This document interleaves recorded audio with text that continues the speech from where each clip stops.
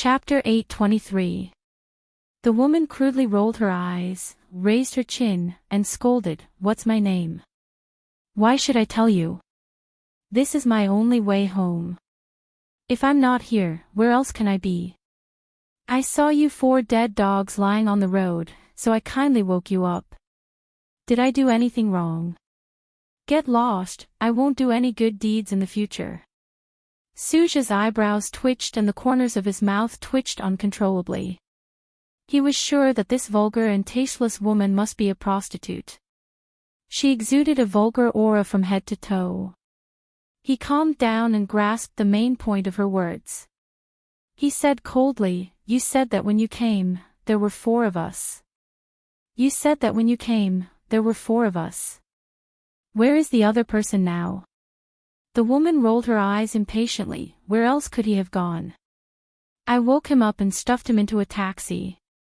That bastard didn't have a single cent on him. I wasted more than $50 on the taxi fare. Hey, you're with him, aren't you? Hurry up and return the taxi fare to me." After she finished speaking, she stretched out her hand to ask for the taxi fare. Her long and fair fingers were the most attractive part of her body. Suja was extremely irritated. He blamed this woman for being nosy. It wasn't easy to get Ji Yunhan drunk, but he didn't expect her to let him go. He didn't need to be polite to a woman who was at the bottom of society. He glared at her murderously and said coldly, "Get lost. If you don't get lost, don't blame me for being rude."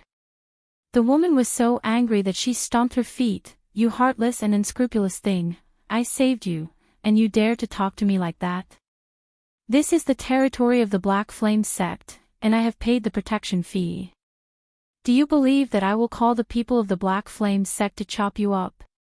After the effects of the drug wore off, the yellow-haired man and the peach blossom eyes slowly woke up. They heard the woman's angry roar. The yellow-haired man was still a little confused.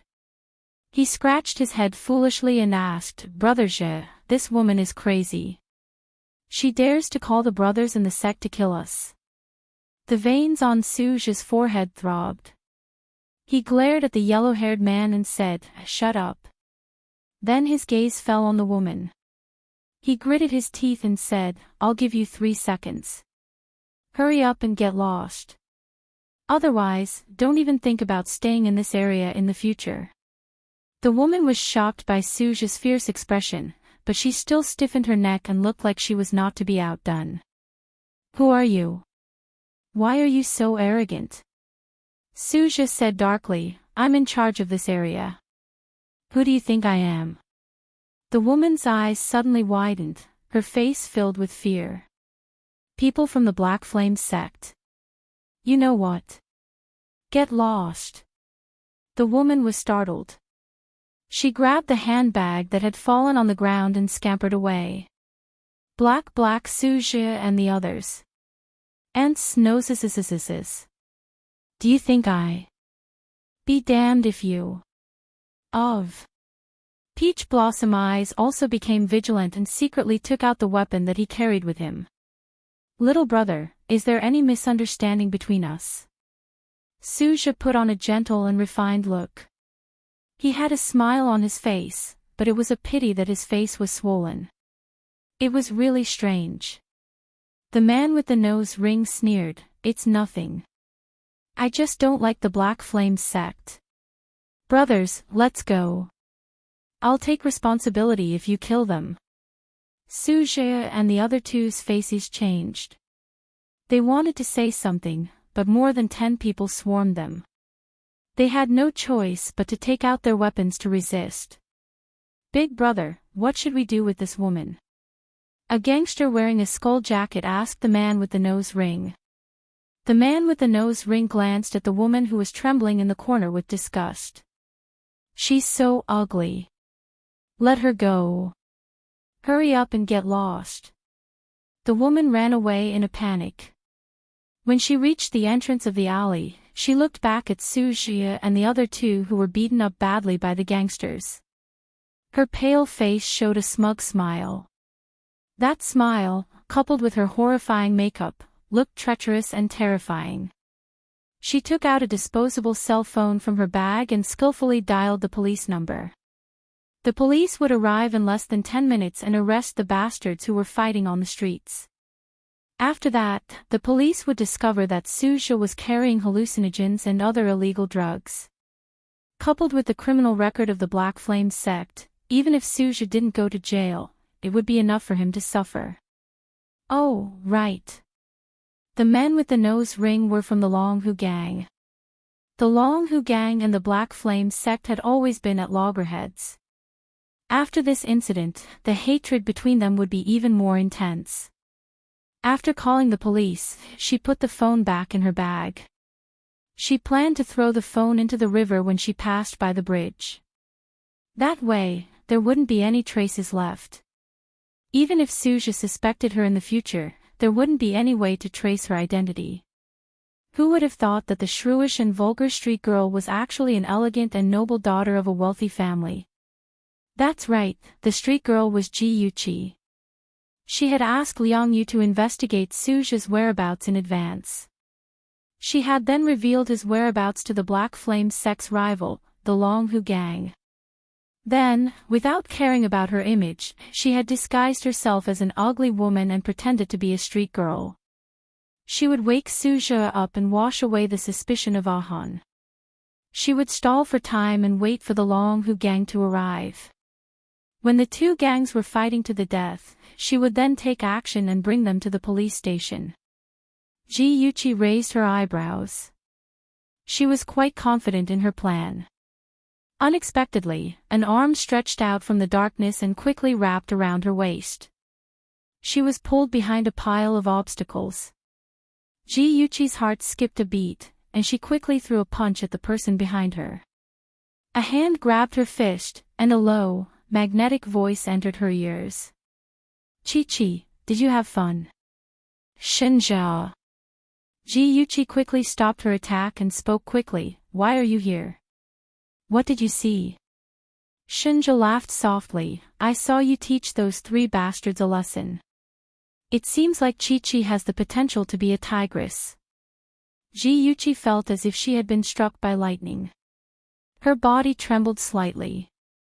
He had seen everything. He had seen her ugly and vulgar appearance. He had seen her scheming and ruthless side. She pushed him away in a panic and covered her face with her hands. Her voice was sharp and there was a hint of fear in it. Go away, don't look. You didn't see anything, Chi-Chi, Shenjia frowned. He didn't know what she was afraid of. He simply hugged the young woman who was backing away step by step and whispered, the police will be here soon. Let's leave first. Shenjia ignored her struggles and carried her in his arms. He strode towards the car parked on the street. 5 minutes passed and the two of them sat quietly in the car.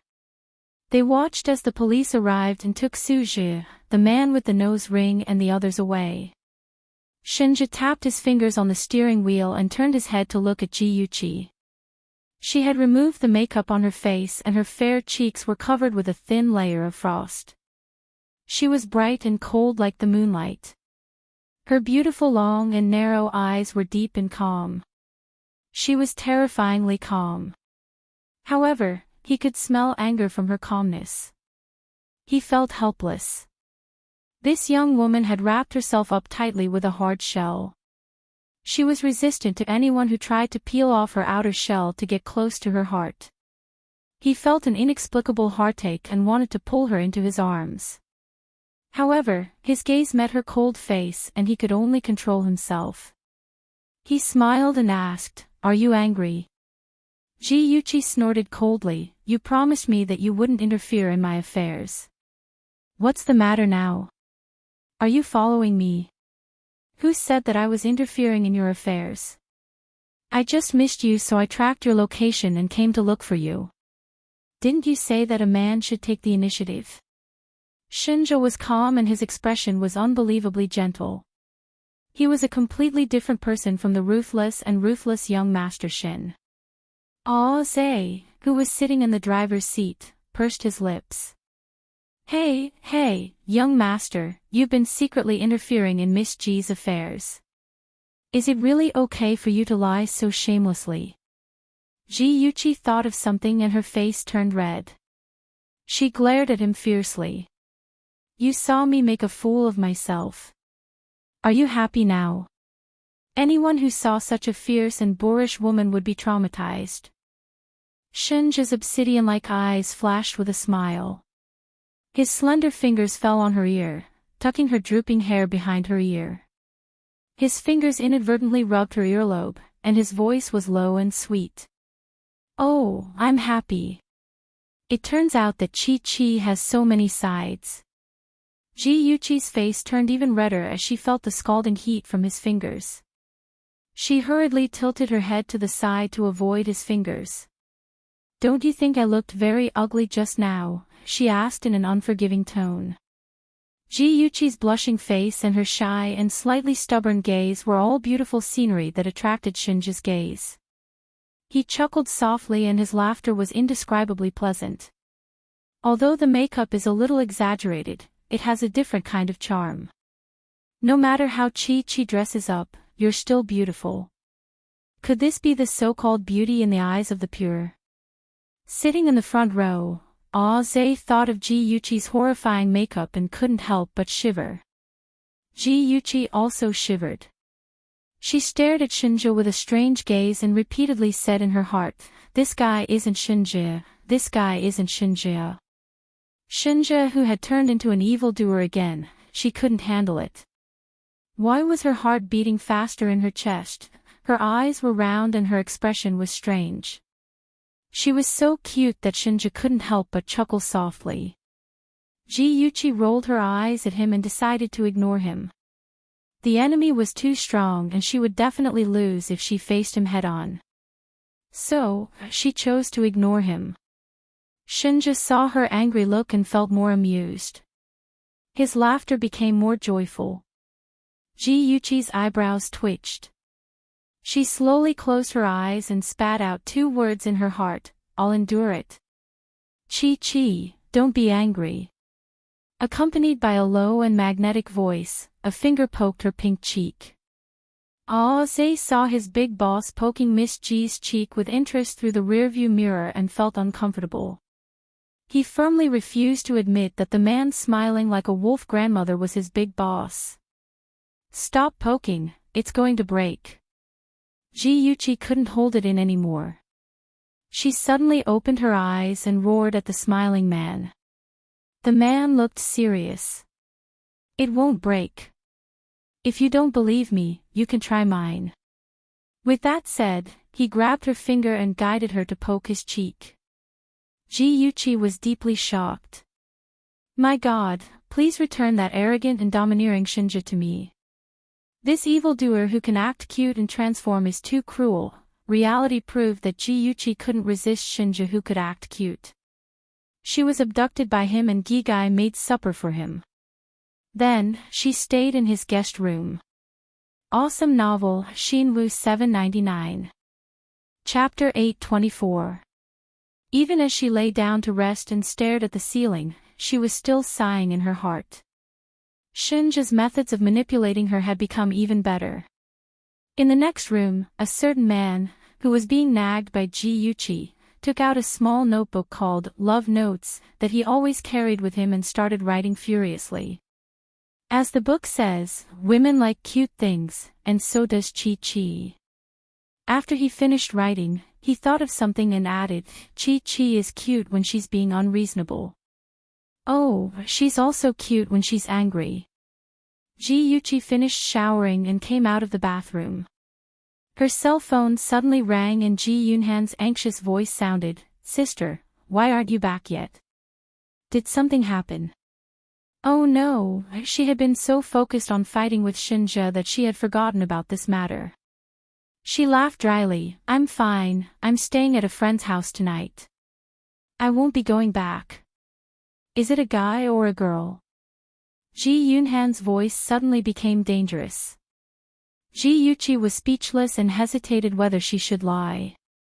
Ji Yunhan's exasperated voice sounded, You hesitated for a second, it must be a guy. Sister, you have a boyfriend again. What did he mean by having a boyfriend again?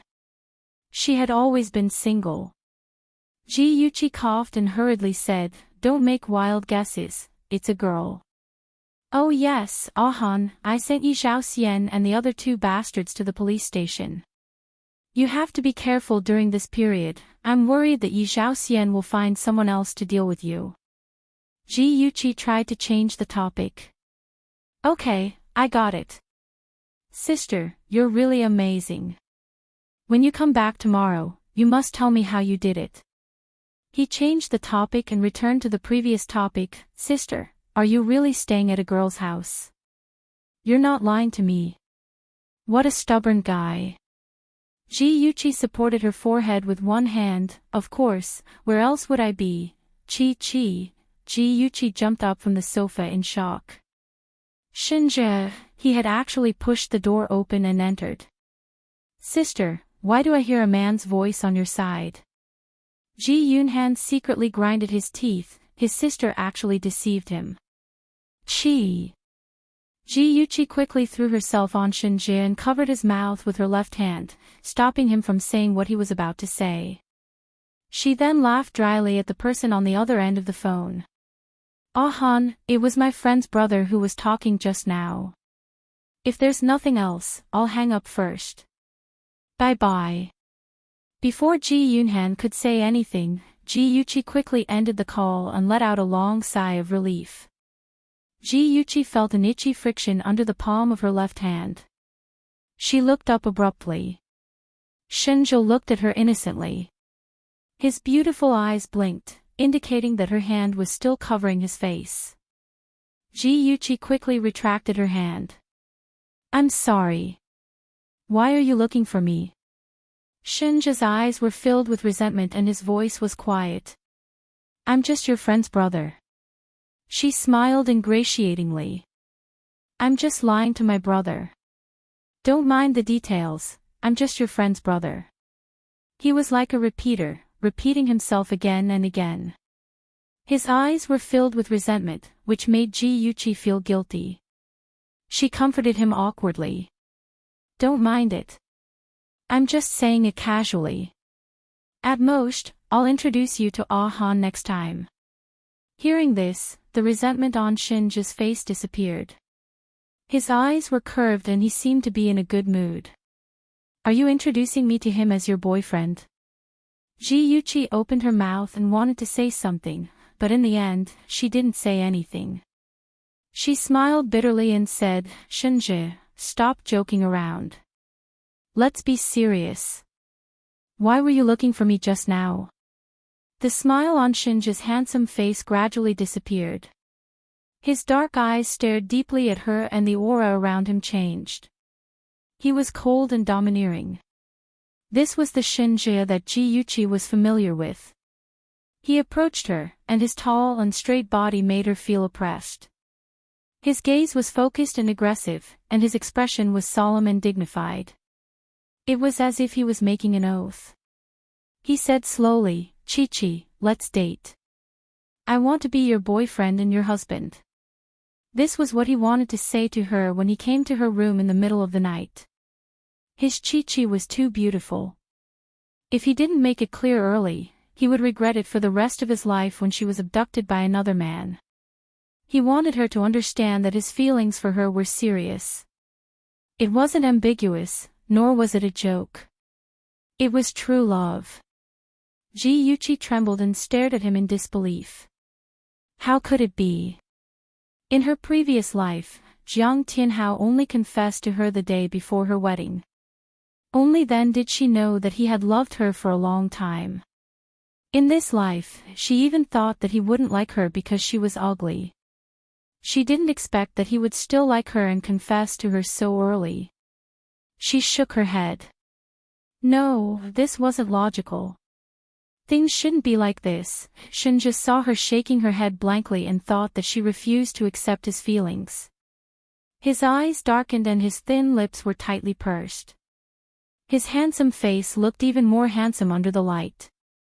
He was like a god who was high up and couldn't be profaned. However, no one could see the sadness in his heart through his eyes.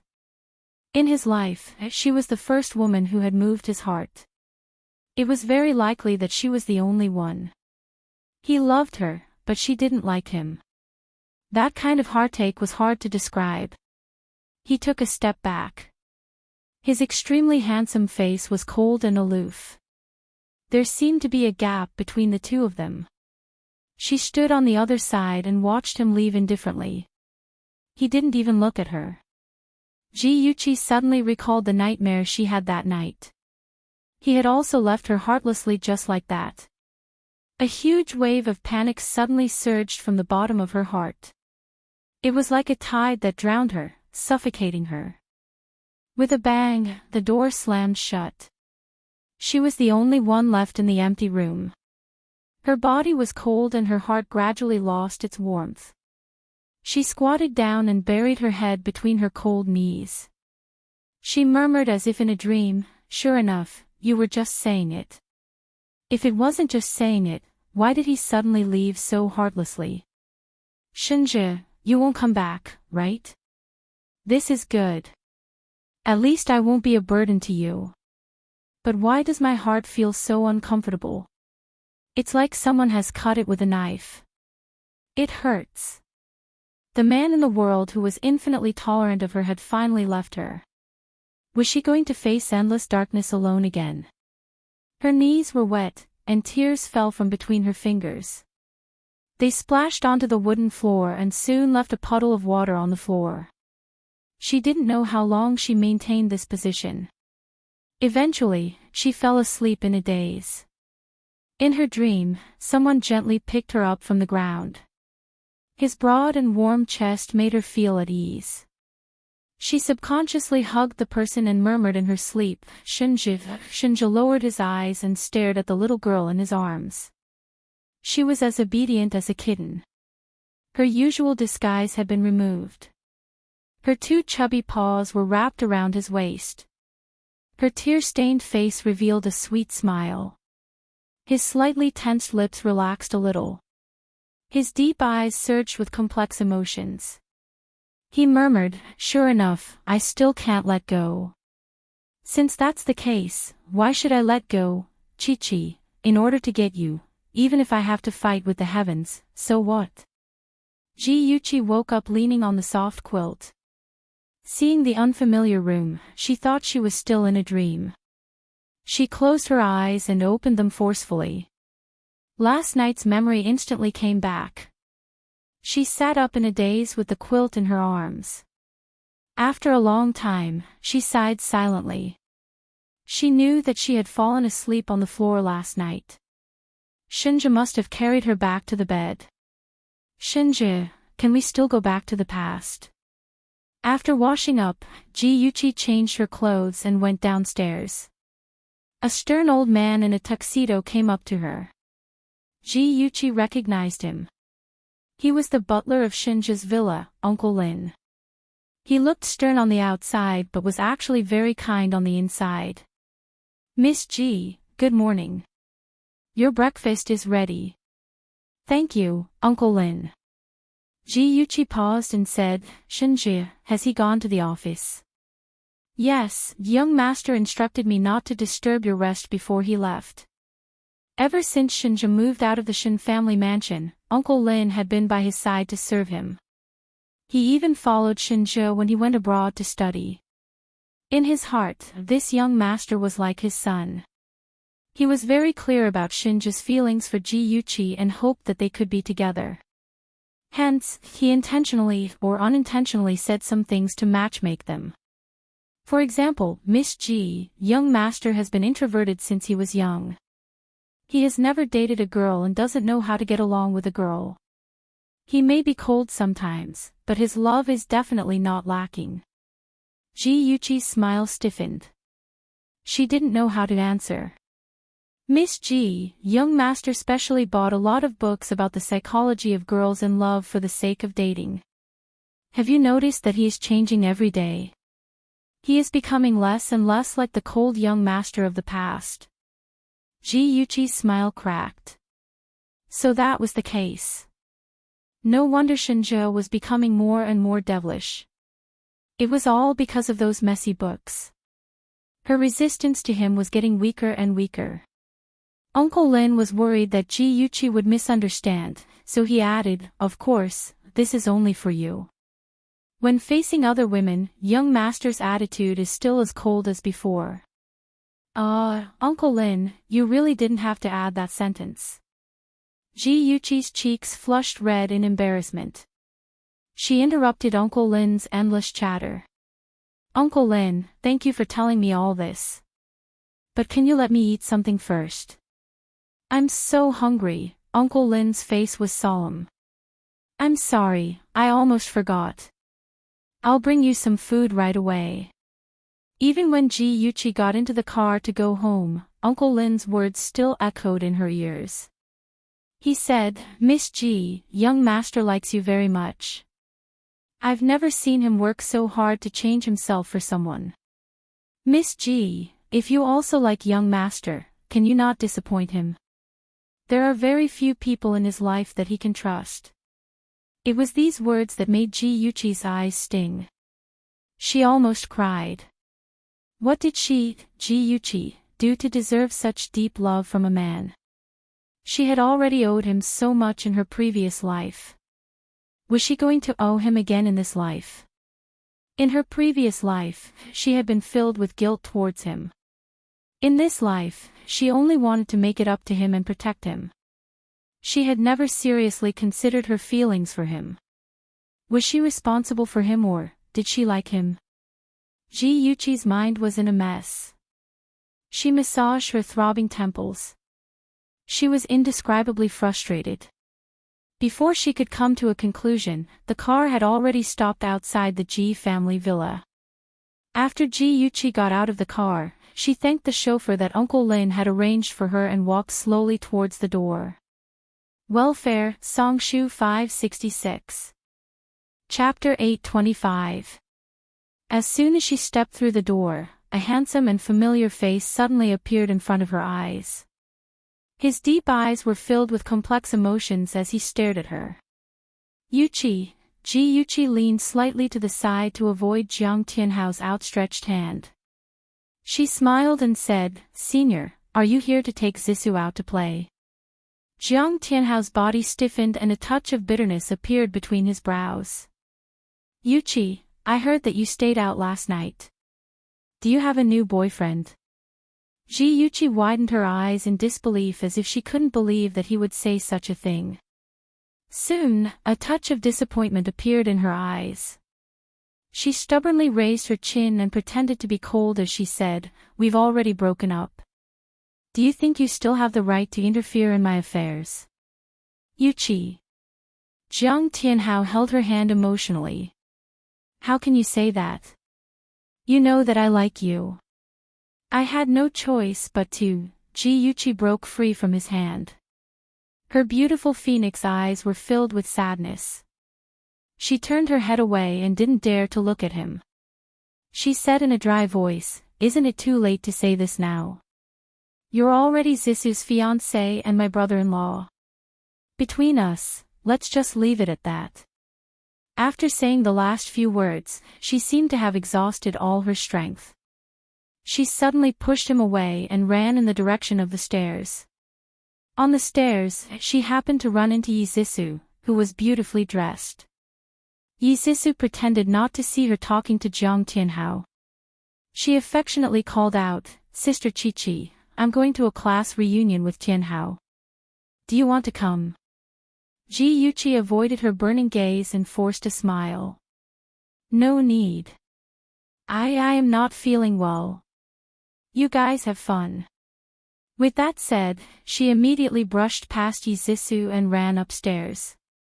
Soon after, Yi Zissou heard the loud sound of the door closing. She raised her eyebrows proudly. Sure enough, Ji Yuqi still liked Senior. This was even better. If she had fallen into depravity because of a setback in their relationship, how wonderful would that have been? Ji Yuqi's obviously sad but pretending to be strong hovered in Jiang Tianhao's mind. He clenched his fists and watched her leave with a deep gaze. When he saw Yi Zisu's figure, the corners of his lips curled and a warm smile appeared on his gentle face. Even though she had seen it many times, Yi Zisu's heart still raced when she saw his smile. She smiled shyly and held his arm. She said softly, "Tianhao, I'm ready. Let's go. Let's go." "All right." Jiang Tianhao's lips curled beautifully. When he held her arm and left, he secretly glanced in the direction of the stairs. The woman had long disappeared. He felt an inexplicable sense of loss and an uncontrollable anger. She did not return last night. She must have been with another man. Since she liked him, why did she accept another man? A thought flashed through his mind. As if struck by lightning, he suddenly froze in his steps. Could it be that he had already fallen in love with Ji Yuqi? Impossible. He would never fall in love with the daughter of his father's murderer. Yi Zisu also stopped and touched his face worriedly. "Tianhao, what's wrong? Are you feeling unwell? You don't look well." Jiang Tianhao suddenly came back to his senses.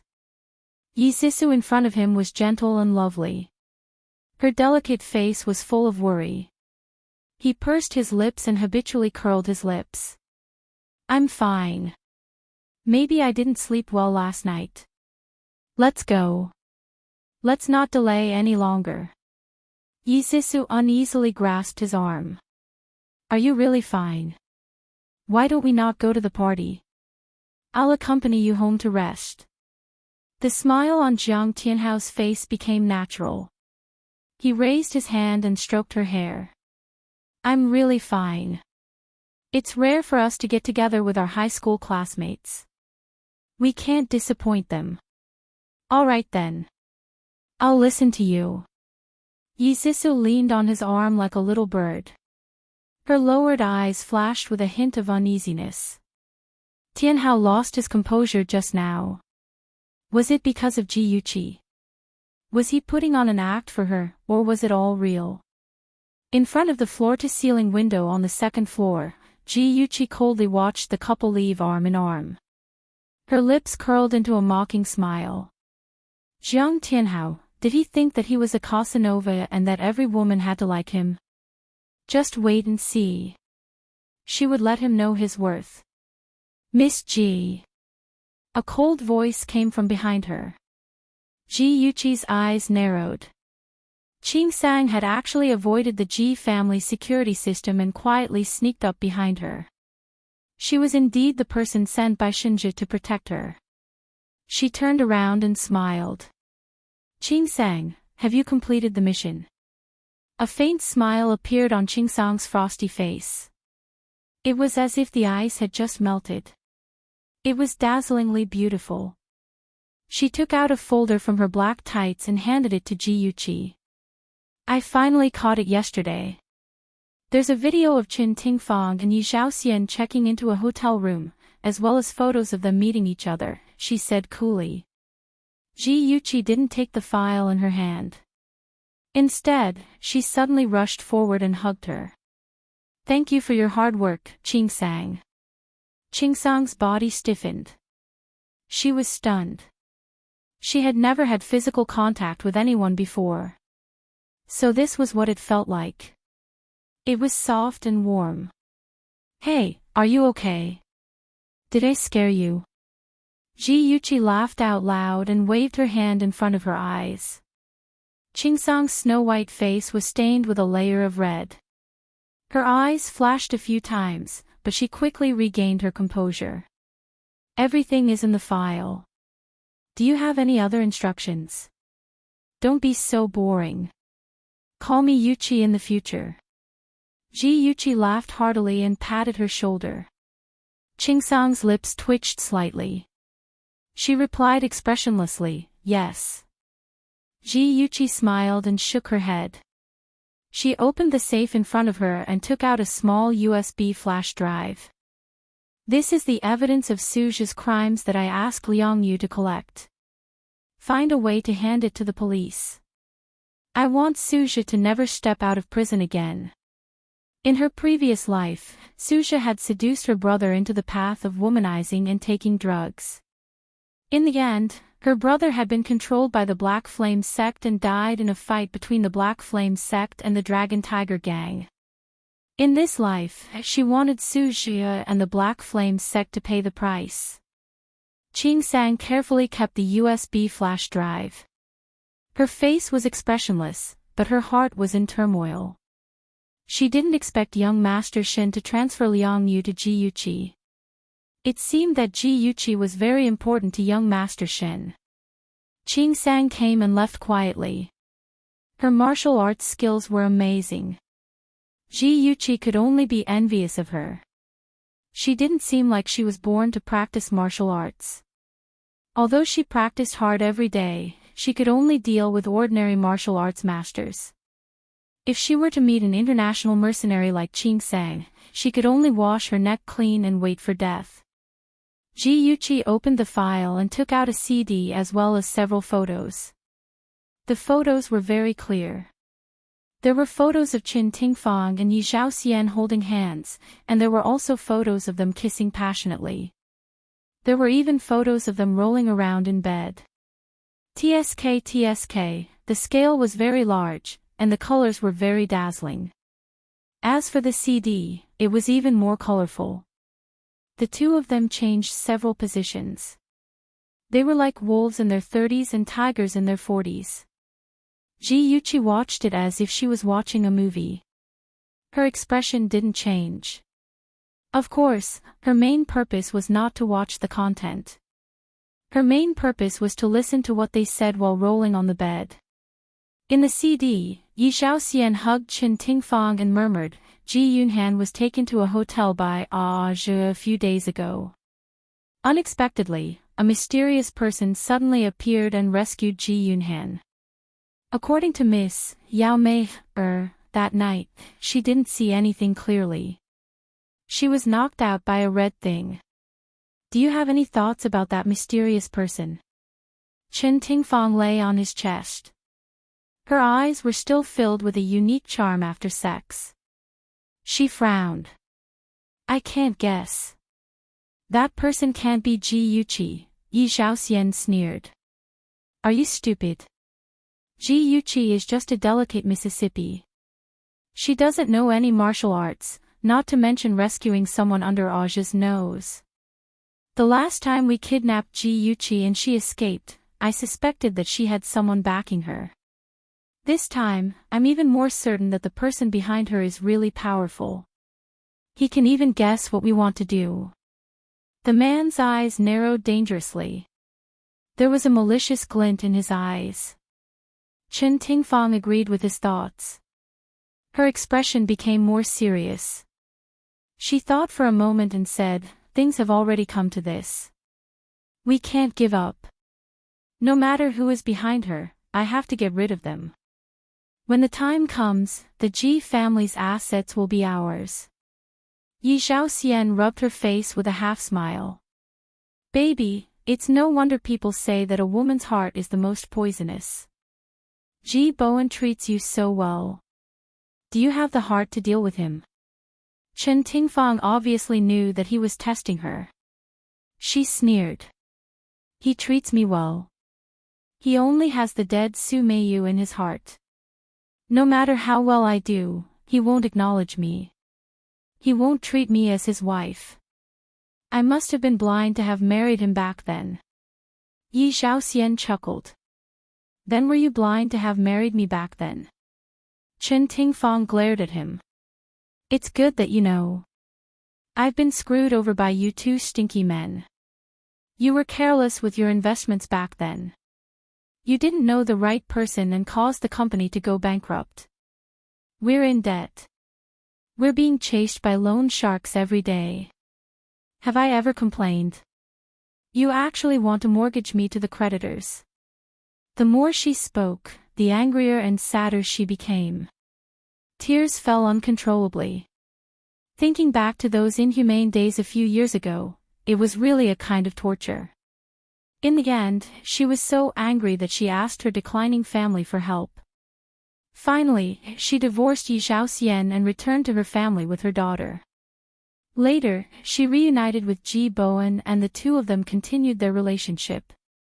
She did live a happy life for a period of time, but life couldn't be perfect. She found that Ji Bowen was still hiding his dead ex-wife in his heart, which was hard for her to accept. When Yi Xiaoxian went bankrupt, Chen Tingfang was afraid of being poor. So, after she married Ji Bowen, she habitually took money and squandered it. She used money to prove her value. He was very frugal and couldn't stand her extravagance. He told her not to play cards with those rich women all day, but she had nothing to do and he didn't accompany her. If she didn't play cards or have fun, how could she pass the time? In addition, as someone's stepmother, Ji Bowen often suspected that she didn't treat the child well, causing her mentality to gradually become twisted. All she thought about was how to seize the Ji family's wealth and no longer relied on those men. Beauty novel, Hongcha 866. Chapter 826. Yi Xiaoxian saw that the more she cried, the more upset she became. He quickly hugged her tightly and patted her back to comfort her. Honey, don't cry. It's all my fault. Isn't it all in the past now? Don't think about the past anymore, okay? Chen Tingfang glared at him angrily. Don't think I don't know that you're trying to get close to me for money. Yi Xiaoxian felt wronged. Honey, aren't you accusing me wrongly? I really missed you, that's why I met you. Don't talk about money. It's hurtful. Chen Tingfang sneered. Fine, let's not talk about money. If Su Zhe is not reliable, I won't give you a single cent of the 500,000 we agreed on. After she finished speaking, she got out of his arms and stood up to leave. Yi Xiaoxian grabbed her arm and pulled her back into his arms. Honey, don't be like this. Su Zhe is only willing to work for me because of the 500,000. If he doesn't receive the money and tells his sister about it, we'll be asking for trouble. Isn't Su Yanqing your woman? You should deal with her. You're so capable, don't tell me you can't even deal with a woman. Chen Tingfang felt upset at the mention of Su Yanqing. What was so good about that woman from the underground organization? Why did Yi Xiaoxian fall for her? Honey, can we not be jealous of her? Between me and her, we both get what we want. You know that the person I truly love is you. Yi Xiaoxian hugged Chen Tingfang and comforted her. Chen Tingfang's anger gradually dissipated. Although she was reluctant, she still handed the 500,000 check to Yi Xiaoxian. He was right, if Su Zhe didn't get the money, he would definitely not let it go. If the matter was exposed, she would also be in trouble. So it was better to take the money out. A portion of her hard-earned private savings was gone. Chen Tingfang's heart ached. She was thinking of a way to extort more money from Ji Bowen.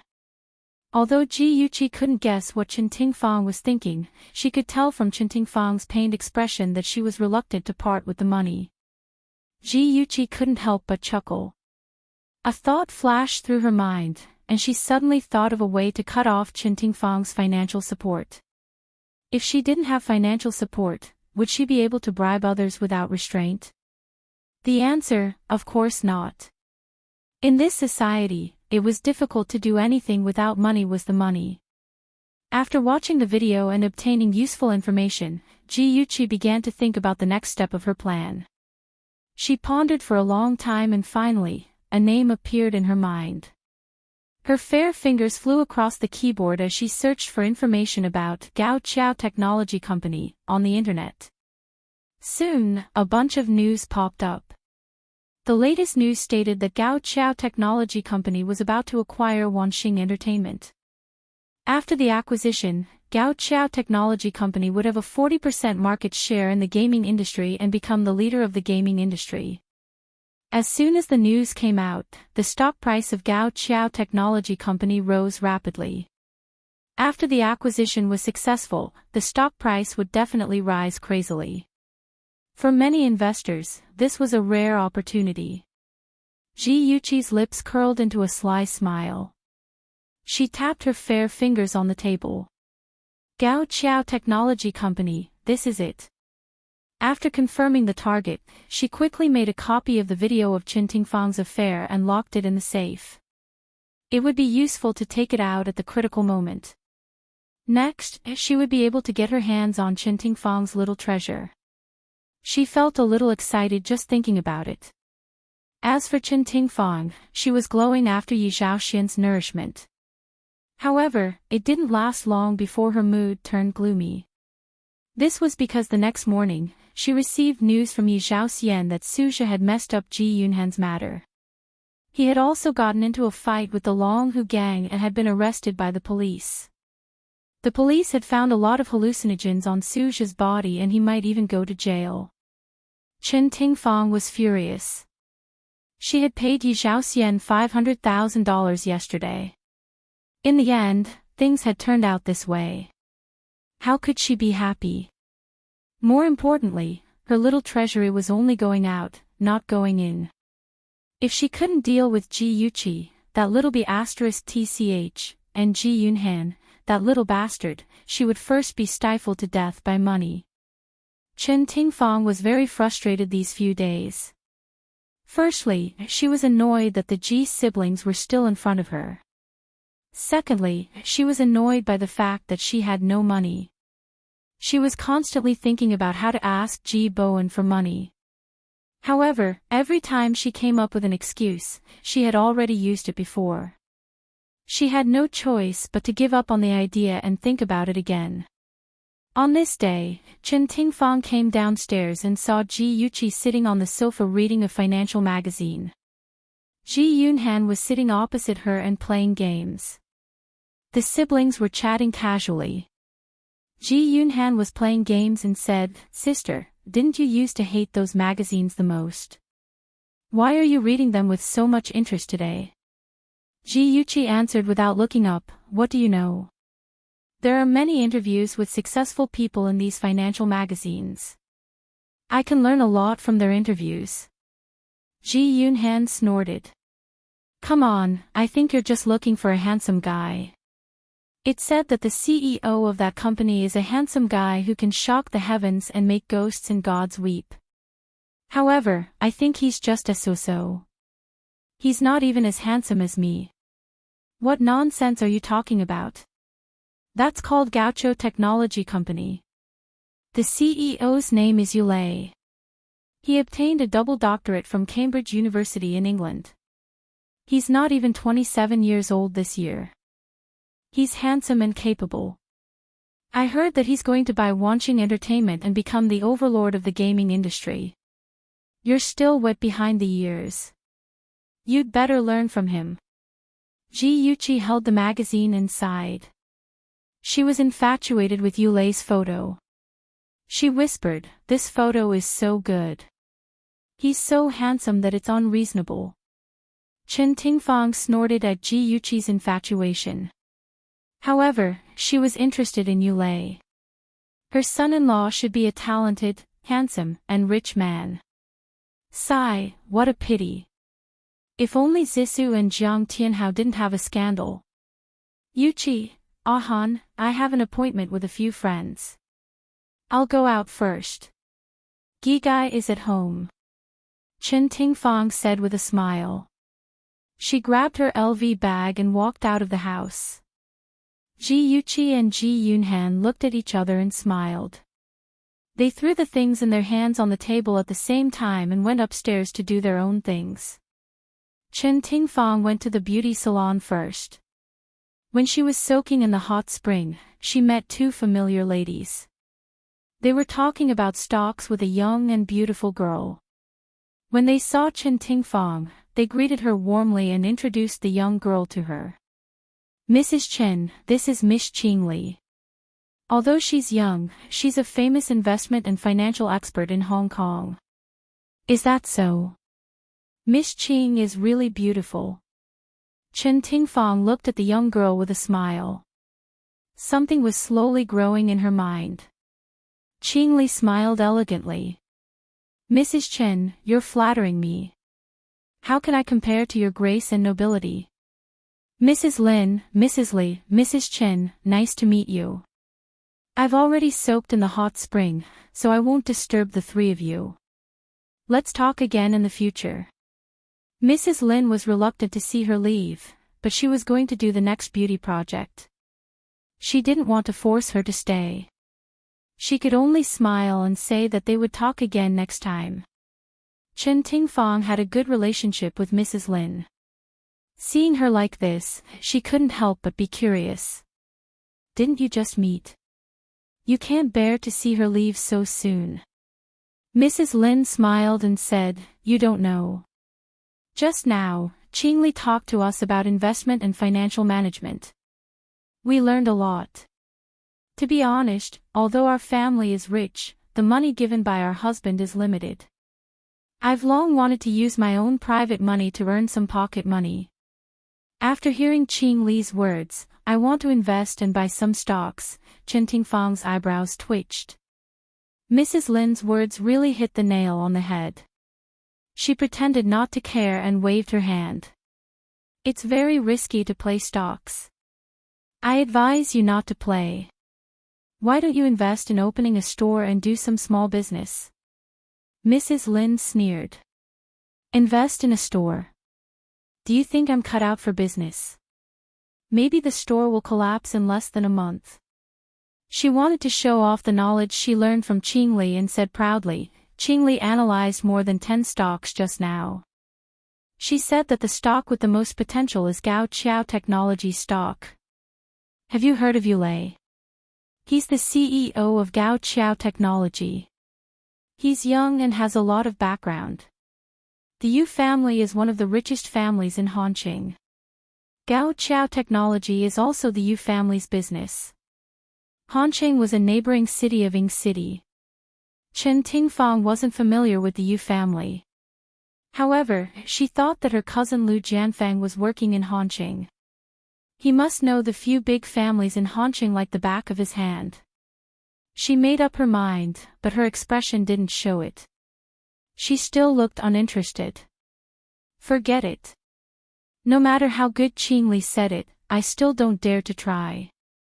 It'll be troublesome if I lose. Mrs. Lin couldn't be bothered to persuade her again. She started chatting with Mrs. Li again. They were still talking about stocks. It seemed like the two of them were really planning to invest. Chen Tingfang wasn't in the mood to do any more beauty treatments. She finished quickly and walked out of the beauty salon. She asked the driver to take her to the coffee shop she frequented. She chose a seat by the window and stirred the coffee in her cup with one hand and made a call with the other. Cousin, is it convenient for you to answer the call now? The man on the other end of the phone was inspecting the construction site with a group of subordinates. When he received the call, he nodded to his secretary and walked to a place where there was no one. The secretary hurriedly greeted everyone with a smile. President Liu has something to do. Let's continue. Engineer Wang, you said that this building. Lu Jianfang stopped at a flat area and smiled. With a gentle voice, he said, all right, Xiao Min. You can tell me what you want. Chen Tingfang heard his deep and pleasant voice and couldn't help but smile.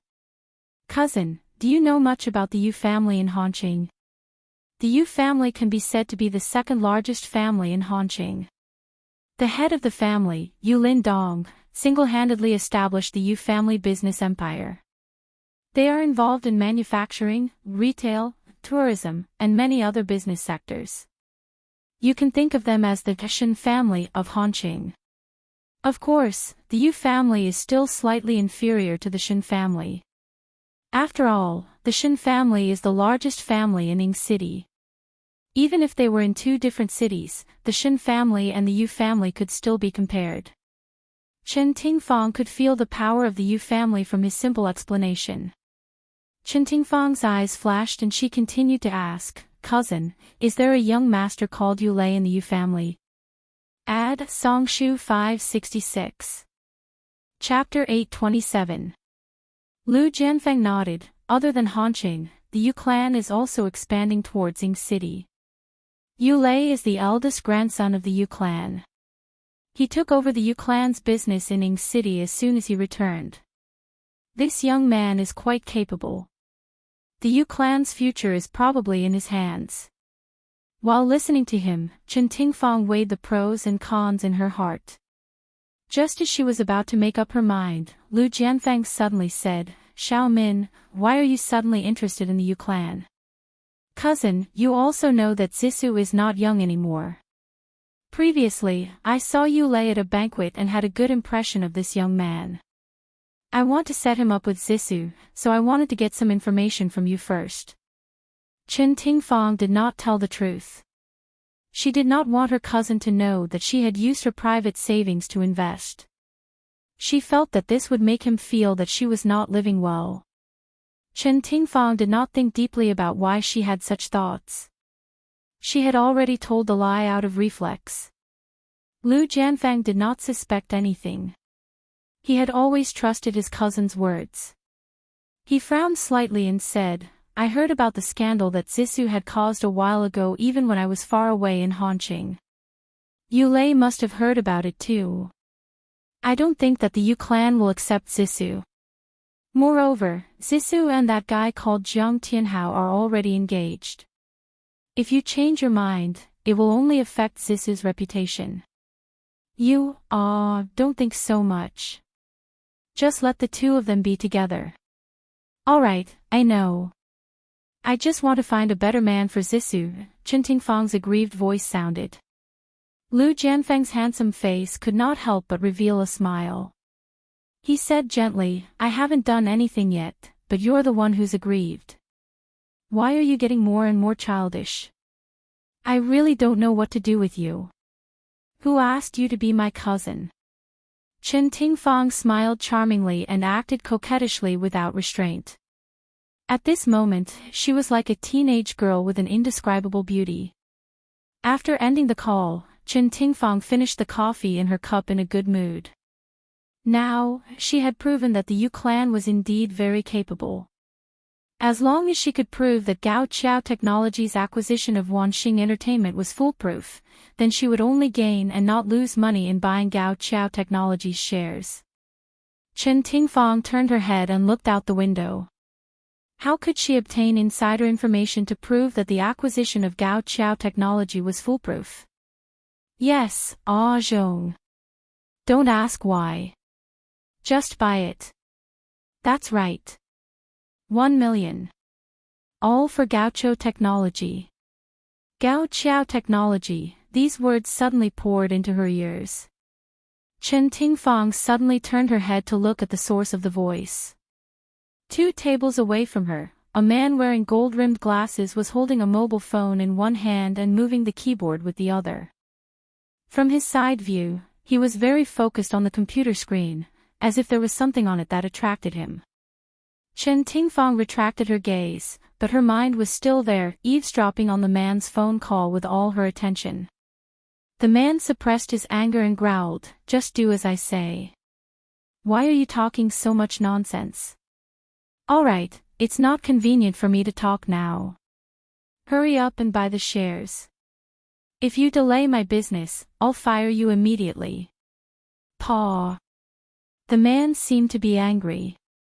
He slammed the laptop shut, then put away the laptop and mobile phone. He glanced at his watch and hurriedly disappeared from the door of the coffee shop. Chen Tingfang quickly stood up and walked out of the door. She didn't know why, but she had an impulse to find out the man's identity. She got into the car and ordered the driver to follow the man's BMW.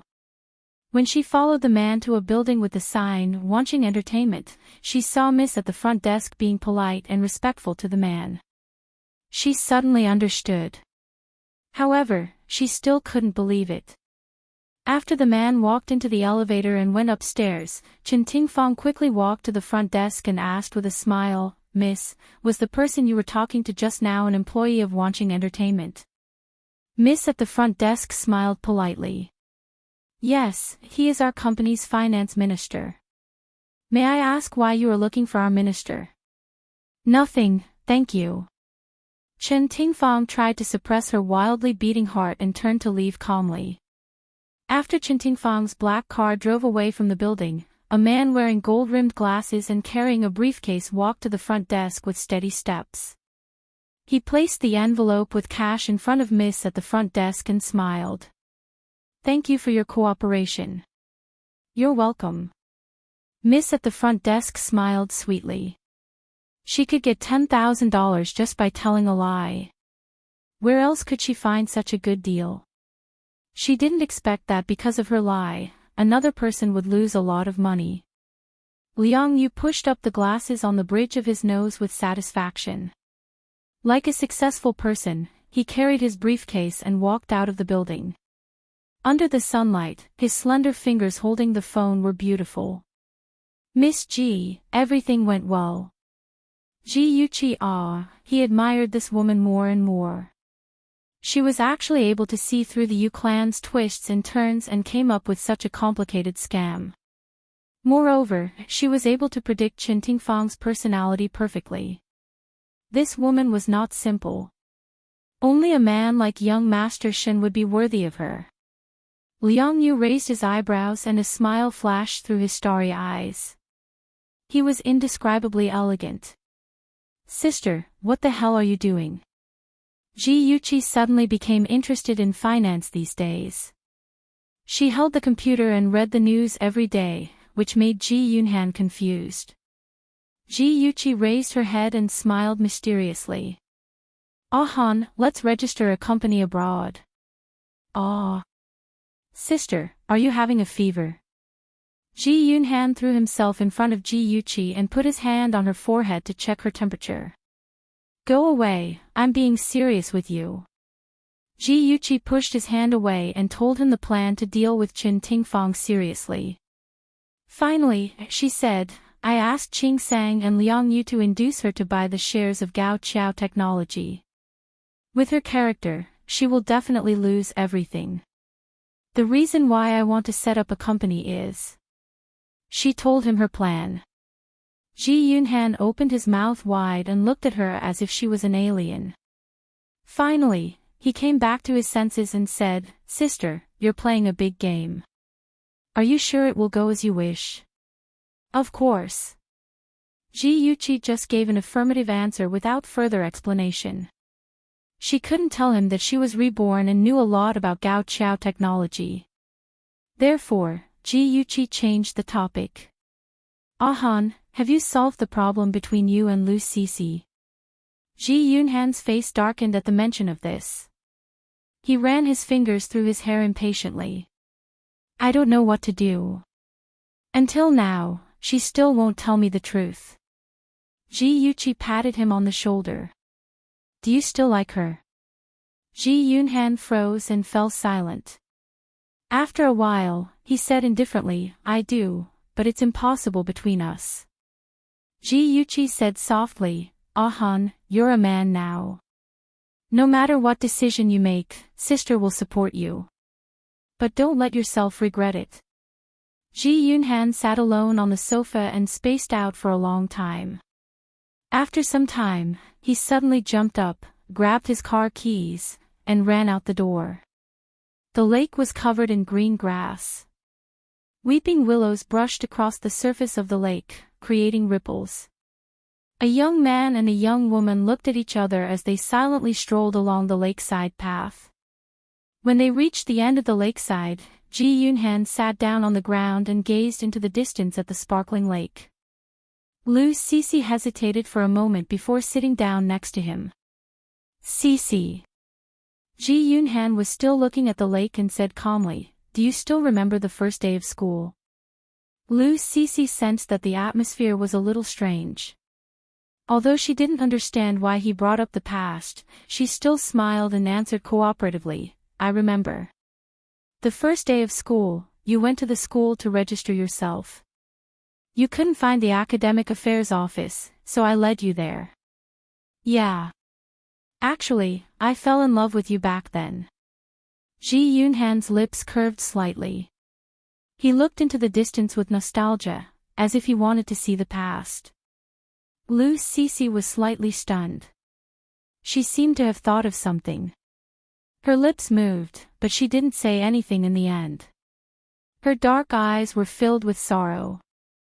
Ji Yunhan's expression became lonely, and his tone was so lonely. It was a mistake from the beginning. Since it's a mistake, let's let it go back to its original place. Cece, let's break up. Even though she had imagined the scene of him breaking up many times and tried hard to tell herself not to be sad and cry, when she really faced it, tears couldn't help but flow out of her eyes. Cece turned her head in a panic. She didn't want him to see her tear-stained face. She tried to keep her voice cold and calm. Okay. You already know, right? Ji Yunhan clenched his fists and slowly closed his eyes. He forced himself not to look at her sad face. His voice was very low. That's right. I don't want to blame you. After all, you have your difficulties. Actually, as long as you trust me a little more, many problems can be solved. For example, money problems weren't difficult for him at all. At most, he would sell the antiques his grandfather had left him to help her pay off her gambling debts. Unfortunately, Cece was too arrogant. She thought she could solve everything, but she didn't expect to personally push the person who loved her into the abyss of pain. Cece, do you know what they plan to do to me? If you knew that I was about to fall into the abyss and be tainted with sin, would you still give me to that group of demons? Cece, I hate you for lying to me, but I hate you even more for not trusting me. If you had trusted me a little more, we wouldn't have fallen into this situation. His eyes, which had been dry, became moist because of the pain in his heart. Ji Yunhan didn't dare to open his eyes. He was afraid that if he did, he would expose his weakness. Cece hugged her knees and buried her head in them. Her tears had already wet her clothes. Ji Yunhan stood beside her and placed a bank card at her feet. He said, "There's 500,000 in here. The password is your birthday. Goodbye, Cece." The sound of footsteps gradually faded away. The heart-wrenching pain was about to tear Cece apart. She finally burst into tears. Only at the moment of loss did she know how painful it was. She thought that everything was just a scam, but she had already given her heart from the beginning. Ji Yunhan, if I could choose again, I wouldn't let you down again. Ji Yunhan stood on a small bridge in the distance. He looked at the girl crying hysterically by the lake. The pain in his heart was no less than hers. He even wanted to go back a few times, but in the end, he only punched the railing of the bridge. Even if the back of his hand was scratched and blood flowed, he acted as if he didn't see it. A long time later, Ji Yuqi asked him if he regretted giving up on Cece. Attention, Songshu 566. Chapter 828. He thought about it for a long time and smiled lightly. He regretted it, but even if he was given another chance, he wouldn't change his mind. Even if he took care of it carefully, a love that had already deteriorated would still die early. They had missed each other after all. Qing Sang sent the evidence of Suju's crimes to the police station anonymously. Among them, he had forced women into prostitution and sold drugs. Suju could be sentenced to 5 to 10 years in prison. When Suju's father, Su Bingkuan, received the news, he immediately hired the most famous lawyer in Ning City. He also used his connections to meet the prosecutor in charge of the trial. He wanted to use coercion and bribery to make the prosecutor comply.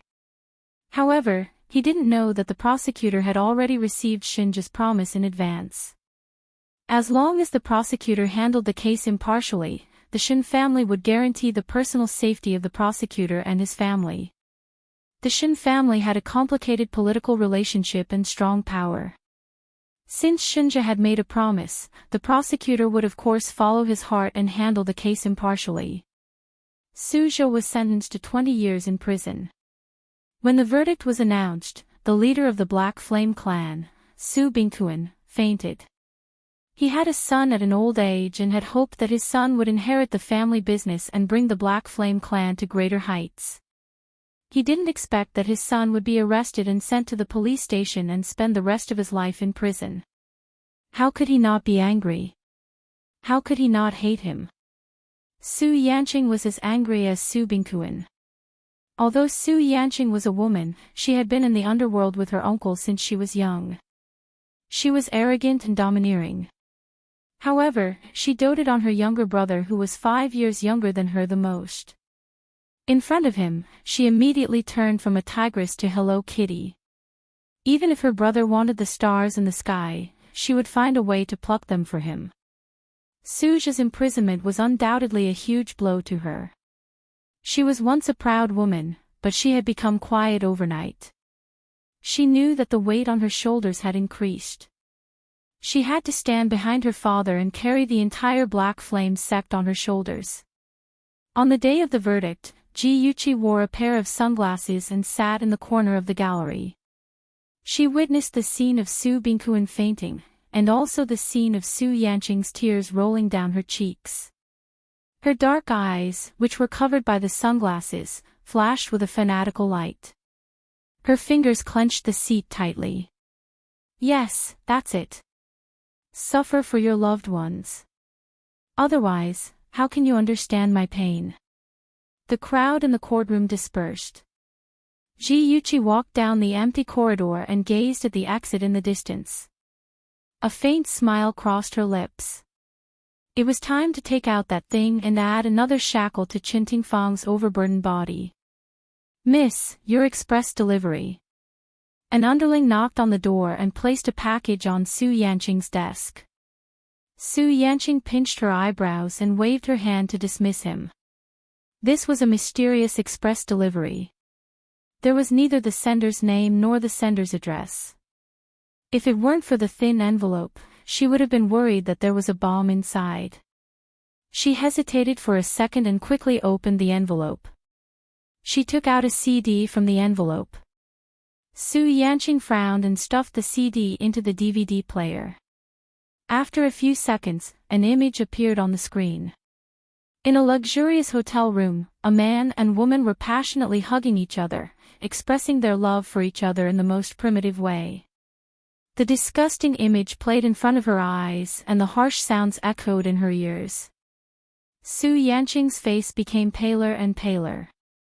Suddenly, she covered her mouth and almost vomited. She rushed forward and picked up the remote control to fast forward. Her eyes were filled with hatred and she glared at the two people on the screen. Okay, let's not talk about money. If Suja is not reliable, I won't give you a single cent of the $500,000 we agreed on. Honey, don't be like this. Suja is only willing to work for me because of the $500,000. If he doesn't receive the money and tells his sister about this, we'll be asking for trouble. Isn't Su Yanqing your woman? You should settle her. You're so capable, can't you even settle a woman? Honey, can't we not be jealous of her? Between us, we both get what we want. You know that the person I truly love is still you. The words that came out of the couple's mouths were like a raging fire that burned Su Yanqing's heart. It also burned her anger to the extreme. Her eyes shot out anger and resentment. Damned couple, they actually used her, they actually used Aja. If it wasn't for them, how could Aja be in jail? At this moment, Su Yanqing wanted nothing more than to rip out the tendons of that pair of bitches and tear out their throats. Someone knocked on the office door. Su Yanqing, who had lost her rationality due to hatred, was pulled back to reality. She quickly turned off the DVD player and stared expressionlessly at the person who walked in. The person suddenly felt as if he had fallen into an ice cellar and couldn't help but tremble. He quickly reported his work respectfully. Miss, our territory in New Street has been taken away by the Dragon Tiger Gang. Do you think we should take it back? The conflict between the Black Flame sect and the Dragon Tiger Gang had been going on for a long time. However, it was during the fight between Aja and the Dragon Tiger Gang that the Dragon Tiger Gang took advantage of. After Aja was captured, the Dragon Tiger Gang took the opportunity to take over the New Street, causing the Black Flame sect to suffer a huge loss. Of course, this debt would be blamed on Yi Zhaoxian and Qin Tingfang. Su Yanqing's cold gaze didn't waver. No need. Let's give New Street to the Dragon Tiger gang. I'll talk to Gao Tianhu personally. The Black Flame sect had suffered a huge loss this time. Other than Su Jie, a few of their leaders had also been arrested and sent to jail. If they continued to fight with the Dragon Tiger gang, it would only give them an excuse to plunder. She wanted to use the excuse of peace talks and coexist peacefully with the Dragon Tiger gang to buy time for them to recuperate. The little brother responded and retreated. Su Yanqing used the dagger to cut the DVD. The ruthlessness in her eyes was chilling. She laughed coldly. Yi Zhaoxian, since you dared to betray me, you'll have to pay the price for betraying me. And Qin Tingfang, don't even think about escaping. Perhaps it was because hatred had blinded her, or perhaps it was because the enemy of my enemy is my friend. Su Yanqing didn't even consider who had sent the DVD to her. Of course, even if she did investigate, she wouldn't be able to trace it back to Ji Yuqi. The days were calm and peaceful. Ji Yuqi waited leisurely. Everything was going according to her plan. It wouldn't be long before Qin Tingfang was in big trouble. Qin Tingfang was very unlucky that day. Her handbag was stolen by a thief when she was shopping with a few wealthy ladies.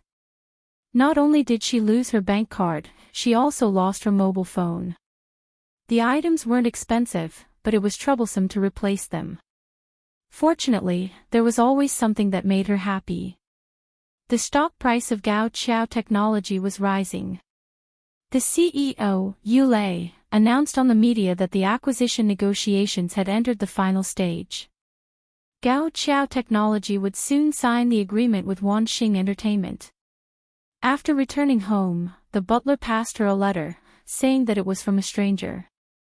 Qin Tingfang was curious. She opened the letter and saw that it was from Yi Zhaoxian. Yi Zhaoxian said that Su Yanqing had begun to suspect that someone was behind Su Zhi's imprisonment. It wasn't convenient for him to contact her on the phone, so he had used the most primitive method to contact her. He also asked her to meet at the hotel tomorrow to discuss their next step. Qin Tingfang had been married to Yi Zhaoxian for many years. She could tell that it was indeed written by him, so she didn't suspect anything. She thought about it for a while and decided to meet him. After all, Yi Zhaoxian was still useful to her. On the other hand, Yi Zhaoxian received a text from Qin Tingfang. "Hubby, I want to talk to you about something. See you at the usual place tomorrow. Be there or be square." The next day, at the Galaxy Hotel, Yi Zhaoxian avoided Su Yanqing's subordinates and drove to the Galaxy Hotel. He booked a room and waited for more than half an hour. Qin Tingfang still hadn't appeared, but he didn't take it to heart. She was always late for dates anyway. He simply took a shower and lay on the bed to rest. On the other hand, Qin Tingfang was about to go out for the date when Ji Bowen suddenly called her from the office. "Tingfang, hurry to the airport. Wanhua is back." Qin Tingfang was shocked. "Wanhua is back? Why didn't she tell us in advance?" Ji Bowen sounded helpless. "You know Wanhua's character very well. If it wasn't for Qinxian calling me from abroad, I wouldn't have known that she had arrived in Ying City today. Hurry to the airport and pick her up. Her plane will arrive in an hour." Okay. I got it. Don't worry, I'll definitely bring her home." After ending the call, Qin Tingfang was extremely depressed. Ji Wanhua, since you've already settled abroad, why did you come back?" Speaking of this Ji Wanhua, Qin Tingfang didn't have a good impression of her at all. Instead, she was full of resentment. Alright, she couldn't go on a date with Yi Zhaoxian now. She even brought back a jinx. Qin Tingfang was furious. She wanted to call Yi Zhaoxian to cancel the date, but she was worried that Su Yanqing would eavesdrop on his phone and find out that they were having an affair. She could only give up. Anyway, Yi Zhaoxian wasn't stupid. If she didn't show up for more than 2 hours, he should be able to guess that something had happened. Yi Zhaoxian fell asleep as he waited. In a daze, he heard someone ring the doorbell. He sleepily got up, walked to the door, and opened it. Without looking at the person outside, he complained, "You're too slow today. I've been waiting for you for more than an hour." "Is that so?" A cold and familiar voice came from outside the door. Yi Zhaoxian suddenly woke up. Several thoughts flashed through his mind, but he didn't show it on his face. He smiled and said, "Yeah, Yanqing, you're too slow. I almost thought that you didn't see the note I left for you." Su Yanqing's beautiful face was cold. Her cold gaze swept across his body. His white bathrobe was slightly open, revealing his firm chest. Her lips curled slightly and her voice was extremely cold. "I almost thought that you really left me a note." Yi Zhaoxian's heart tightened. He reached out his arm and wrapped it around her waist. He said softly, "I saw that you weren't in a good mood recently, so I wanted to invite you here to relax." As he spoke, he walked into the room with her in his arms. Everything was so natural and honest, as if he wasn't afraid that she would discover any secrets. Su Yanqing only felt that the large palm around her waist was like the tongue of a venomous snake. It was so disgusting that she wanted to vomit. She grabbed his wrist and suddenly exerted force, venting all her anger. She used so much force that even a man like Yi Zhaoxian couldn't bear it. He didn't shake off her hand. Instead, he gritted his teeth. His handsome face was covered with dark clouds. He suppressed his anger and said, "Yanqing, what's wrong with you?" Welfare, Xinwu 799. Chapter 829. Su Yanqing suddenly smiled. That smile was so beautiful that Yi Zhaoxian almost lost his mind. She leaned close to his ear and whispered, "Say, how long have we been together?"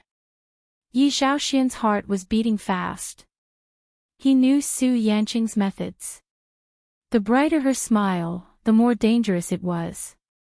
He suspected that she already knew about the matter between him and Chen Tingfang. He was already vigilant, but a nostalgic smile appeared on his face. "It's been 5 years. If it wasn't because you refused to accept my proposal, you would be my wife now." "Your wife?"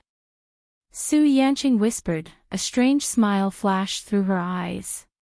"Isn't your wife Chen Tingfang? She's just my ex-wife." Before Yi Zhaoxian could finish his words, he felt a cold sensation on his neck. A dagger was already pressed against his skin. As long as she used a little force, the sharp blade would cut his throat.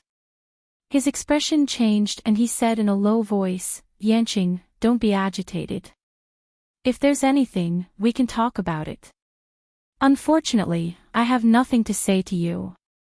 Su Yanqing played with the dagger and gestured at his throat. She seemed to be thinking about where to start. "Yanqing, don't be like this. If there's a problem, just say it. We can slowly solve it, okay?" Yi Zhaoxian was so nervous that his back was drenched in cold sweat. She used a little force and the dagger cut his skin. A sharp pain immediately came. Beads of blood quickly emerged from the wound and flowed down his neck. Su Yanqing laughed in a low voice. Her laughter seemed to come from the depths of hell. It was so gloomy that it made people tremble. A bone-chilling chill drilled into his bones and fear grew in his heart like weeds. She didn't answer his words. Instead, she asked in a low voice, "Do you know the consequences of betraying me?" "Yanqing, calm down." Yi Zhaoxian's forehead was drenched in cold sweat, drop by drop falling on the carpet. Su Yanqing laughed softly. The cold dagger moved up and down his cheek. Her warm breath sprayed on his neck. A layer of goosebumps immediately appeared on his neck. Suddenly, she opened her mouth and fiercely bit his aorta. Ah! In the mirror, a woman in red was tightly hugging a man in a white bathrobe. The woman bent over the man's neck and bit hard, causing blood to spurt out. The man struggled violently and howled in pain. The woman moved her left hand and quickly cut his throat with a dagger. The man's painful howls stopped abruptly and disappeared into the black hole of his throat. The man's eyes widened in despair as he watched his own blood staining the white bathrobe. Because he was suffocating, his mouth was wide open. He tried to breathe, but the air escaped from his broken throat and could not enter his lungs. His eyeballs protruded more and more, becoming bloodshot as his life force slowly slipped away. The woman would not let him die so easily. She moved again and stabbed the sharp dagger into the man's chest. The man's body twitched violently, and the light in his eyes became dimmer and dimmer. The woman did not even blink. She quickly pulled out the dagger and moved it under his abdomen. She raised the dagger, and a black thing with blood rolled on the carpet. The man who betrayed me, I want him to be a eunuch in his next life. The woman bit the man's neck and said the last sentence. The man's struggling movements became weaker and weaker, and finally, he stopped completely. Blood dripped down, and the woman suddenly raised her head. Her cold eyes looked at herself in the mirror. Her white cheeks were stained with blood, and there was a kind of cruel beauty. She loosened her hands, and the man fell on the carpet. The white bathrobe had long been soaked in blood, as if it was soaked in blood. Su Yanqing expressionlessly threw away the dagger, walked into the bathroom, and turned on the shower. The cold water poured down from the top of her head, washing away the blood on her body, but it could not wash away the sin on her body. When she changed her clothes and came out, Yi Zhaoxian's body had been taken away, and the carpet had been replaced. Even the smell of blood in the air had been dispelled by the air freshener. Everything was normal, as if there had never been a murder here. Ding! The elevator arrived. Wearing sunglasses, Su Yanqing walked into the elevator. Suddenly, her phone rang. "Miss, what should we do with that man?" Su Yanqing smiled and said, "Feed the dog." The man who betrayed her had only one ending, and that was death. As for that bitch, it depended on her mood. She had planned to send someone to steal Chen Tingfang's phone, use it to send a message to Yi Zhaoxian, and trick Yi Zhaoxian into going to the hotel. At the same time, she would trick Chen Tingfang into going to the hotel under Yi Zhaoxian's name. She would deal with the scumbag man and bitch together. She did not know whether Chen Tingfang was lucky, or she had been prepared for it. She actually dodged the bullet.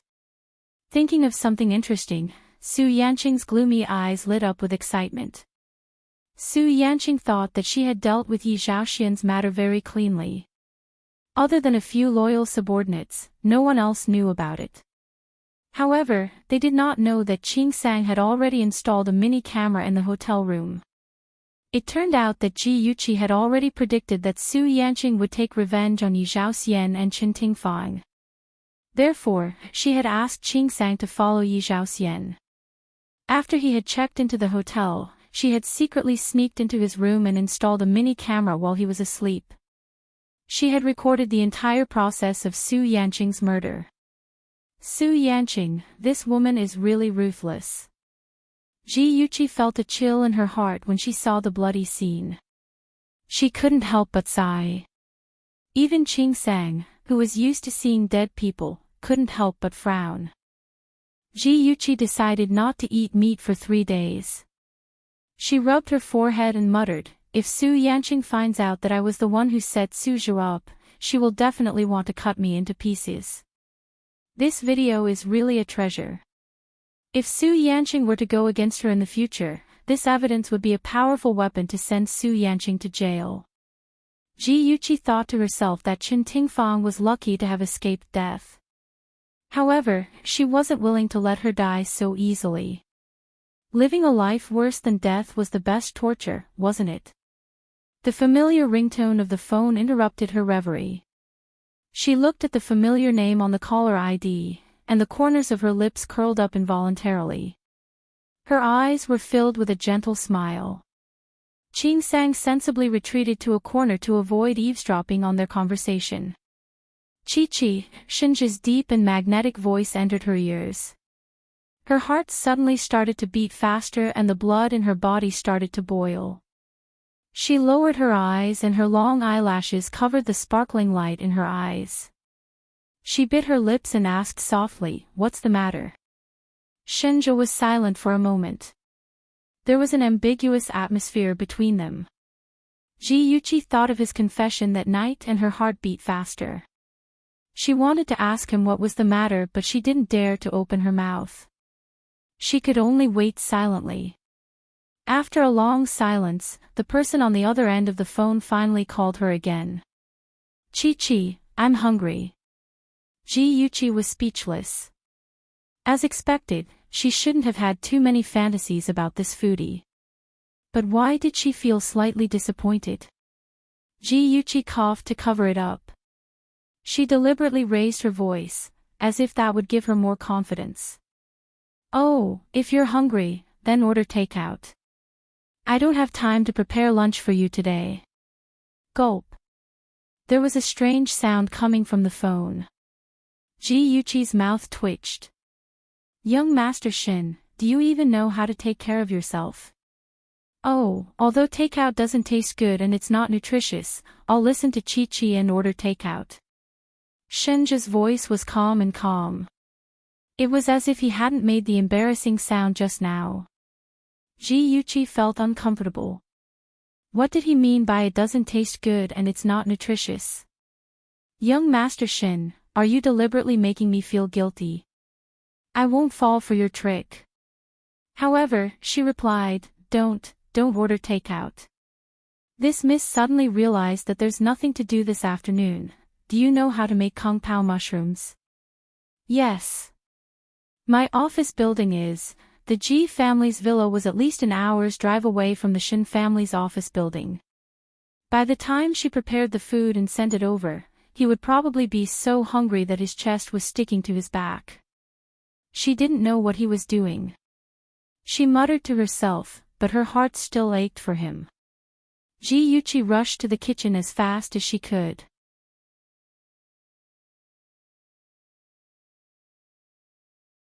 Chapter 830. Ji Yuqi's cheeks flushed red.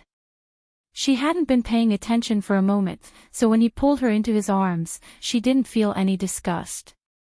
In fact, she even felt a little elated. When she heard his explicit confession, her heart began to beat abnormally faster. She wasn't an ignorant little girl. She understood why she was acting abnormally. She was sure that she had feelings for him. Maybe it was because she had indulged in his gentleness in her previous life, or maybe it was because she was moved by his silent affection in this life. He was like a fool, giving without asking for anything in return. Her heart was unbelievably soft. Since she had recognized her own feelings, there was no need to run away. She slowly reached out and circled her arms around his waist. She leaned her head on his chest and listened to his heartbeat that had suddenly become intense. She smiled sweetly without a sound. "Shinja, that's great. In this life, we won't miss each other again." The smile on her lips suddenly froze. The image of Shinja sitting in the prison visitation room in handcuffs appeared in her mind. She felt an indescribable pain in her heart. She hugged the man in front of her tightly and whispered, "Shinja, promise me one thing. Don't wait for me anymore." Shinja had once said in prison that he would wait for her, wait until she left Jiang Tianhao's side.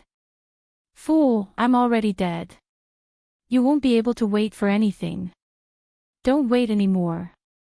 Shinja's body stiffened, and his deep eyes suddenly set off a storm. His hands tightly wrapped around her waist, and the anger that gushed out almost drowned her. His voice was extremely cold and heavy. "I refuse." He could feel her tears wetting his clothes. She was like a small animal that had been drenched in the rain. She shivered in his arms and cried, "Shenjie, even if you lie to me and say that you won't wait for me anymore." Shenjie's body was very tense. His face was so gloomy that water could be squeezed out of it. His chest felt like it had been struck by a sharp sword and his heart was in waves of pain. She didn't want him to love her. This thought circled around his mind like a curse. The wind roared wildly and wanted to tear him apart. But he couldn't refuse her pleas. He closed his eyes to hide the pain in them and said word by word, "I won't wait for you anymore." After saying this, his strength seemed to have left his body in an instant. His back leaned against the desk, supporting his body with difficulty. His head was lowered, and his fine black hair covered his eyebrows and eyes. He maintained this position stiffly. Ji Yuqi was crying and laughing at the same time. "Shenjie, you won't wait for me anymore. Please don't wait for me anymore." Shenjie's entire heart was in so much pain that it was numb. His body was as stiff as a stone statue. He wanted to push the woman in his arms away. His palm landed on her shoulder, and just as he was about to exert force, the little girl in his arms suddenly raised her head. Her face was covered in tears, but her red lips were blooming with a brilliant smile. Her clear voice was like the sound of nature. "Shenjie, let's be together." Shenjie was stunned, thinking that he was hallucinating. The man in front of her had a dazed expression and his eyes were blurred. It was very different from his usual calm and rational self. Ji Yuqi couldn't help but laugh softly. The little girl's soft laughter was like a cat's paw, scratching Shenjie's heart. It was itchy and numb, and the cold blood in his body gradually flowed back to his heart. His misty eyes regained their coldness, and his handsome face was cold. His voice was hoarse, like an unpolished stone. "Are you serious?" Ji Yuqi's tear-stained face smiled even brighter. Under his scrutinizing gaze, she nodded slightly. Her fair cheeks couldn't help but be stained with a thin layer of red. Ecstasy surged in his heart. Shenjie was sure that he wasn't dreaming. He pulled her into his arms and supported the back of her head with his hand. His deep voice sounded above her head. "Don't think about going back on your words in the future." He sounded like he was gnashing his teeth. Ji Yuqi wanted to laugh again, but at this time, she should be serious. So she bit her lip and held back her laughter. She said seriously, "I won't. I won't go back on my words for the rest of my life." Shenjie's tense body completely relaxed. The soft person in his arms had a fatal attraction, and he didn't want to let go of her for even a moment. Ji Yuqi poked his firm chest with her fingertips and said softly, "Aren't you hungry? If you don't eat now, the food will get cold." A certain arrogant man reluctantly let go of her. Layers of boxes filled with delicious delicacies were neatly placed on the table. Ji Yuqi scooped a bowl of rice and placed it in front of Shenjie. She smiled gently. "Eat quickly. It won't taste good if it gets cold." Shenjie's lips curled up slightly. He used his chopsticks to pick up a piece of fresh mushroom and fed it to her mouth like he was coaxing a child. "Open your mouth."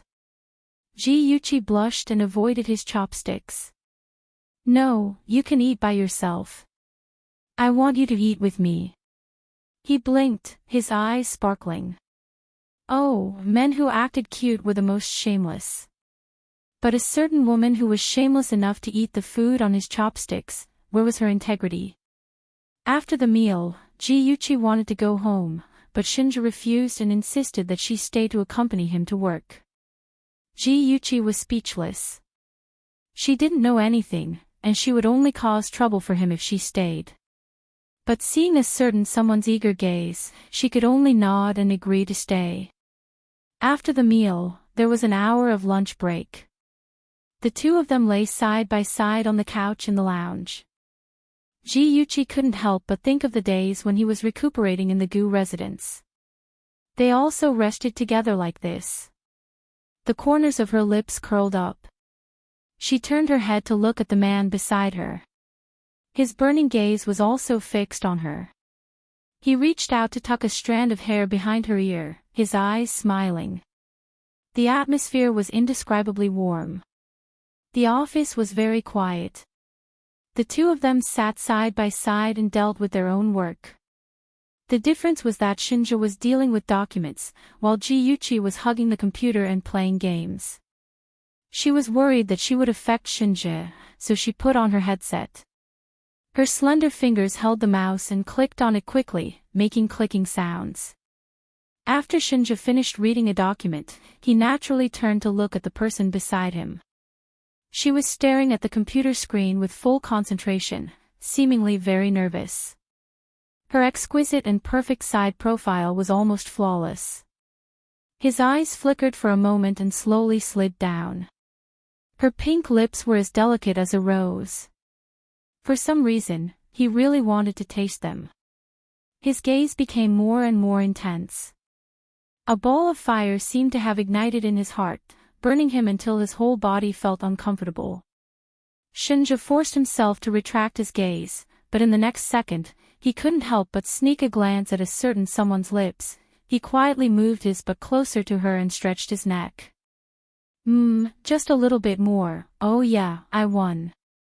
Ji-Yuchi, who had beaten her opponent to a pulp, excitedly stretched out her arms and shouted. She then turned her head to share her joy with Shinja. Then, a beautiful accident happened.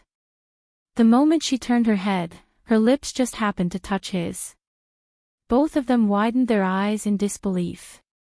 Shinja blinked and blinked again. He suddenly reached out his hand and held the back of her head, closing the distance between them. After Ji-Yuchi recovered from her shock, her cheeks flushed red. She pushed him away in a panic and jumped down from the chair. She was like a frightened little white rabbit as she bounced back. The beautiful touch disappeared, and Shinja touched his lips in disappointment. Ji-Yuchi's face darkened. Hey, don't look like you haven't had enough. That was really just an accident. With this accident, Ji-Yuchi didn't dare to stay any longer. She felt that the little white rabbit was in danger of turning into a big bad wolf at any time. Well, Shinja, I'll leave you to your work. I'll go home first. After saying this, Ji-Yuchi quickly picked up the food box and moved towards the door. Shinja strode forward with his long legs and stopped her in her tracks. His bright smile coupled with his handsome features made him look like a glowing object, firmly attracting people's attention. His well-defined fingers gently stroked the hair by her ear, and his clear voice was incomparably gentle. Chi-Chi, I'm very happy. Ji-Yuchi's cheeks started to heat up under his affectionate gaze. She didn't have the courage to give him a goodbye kiss, so she quickly hugged him and released him just as quickly. She playfully waved her hand. I'm very happy too. Bye-bye. Ji-Yuchi was in a very good mood. This good mood lasted until she reached home. Her beautiful phoenix eyes curved into crescents. With one hand behind her back, she leisurely stepped into the house. Yuchi, you're back. Quick, take a look. Who's here? Chen Tingfang's enthusiastic laughter sounded in her ears. There were two women sitting on the sofa in the living room. One of them was Chen Tingfang, who was full of smiles. The other woman looked to be in her 30s. She was dressed in a pastel yellow dress and had exquisite and beautiful eyebrows. Her lips curved into a perfect curve. Every smile and every movement seemed to have been programmed by a computer and was impeccable. Ji-Yuchi squealed happily before the beautiful woman could speak. She opened her arms and threw herself into the beautiful woman's embrace. Her eyes lit up with joy. Little aunt, why didn't you tell me you were coming back? I could have gone to the airport to pick you up. Didn't Qinxian come back? Ahan was still talking about him a few days ago. The beautiful woman was Ji Wanhua. She was the adopted daughter of Ji Bowen's second uncle. She had a good relationship with Ji Bowen since she was young. After Yuchi was born, she had married off to America.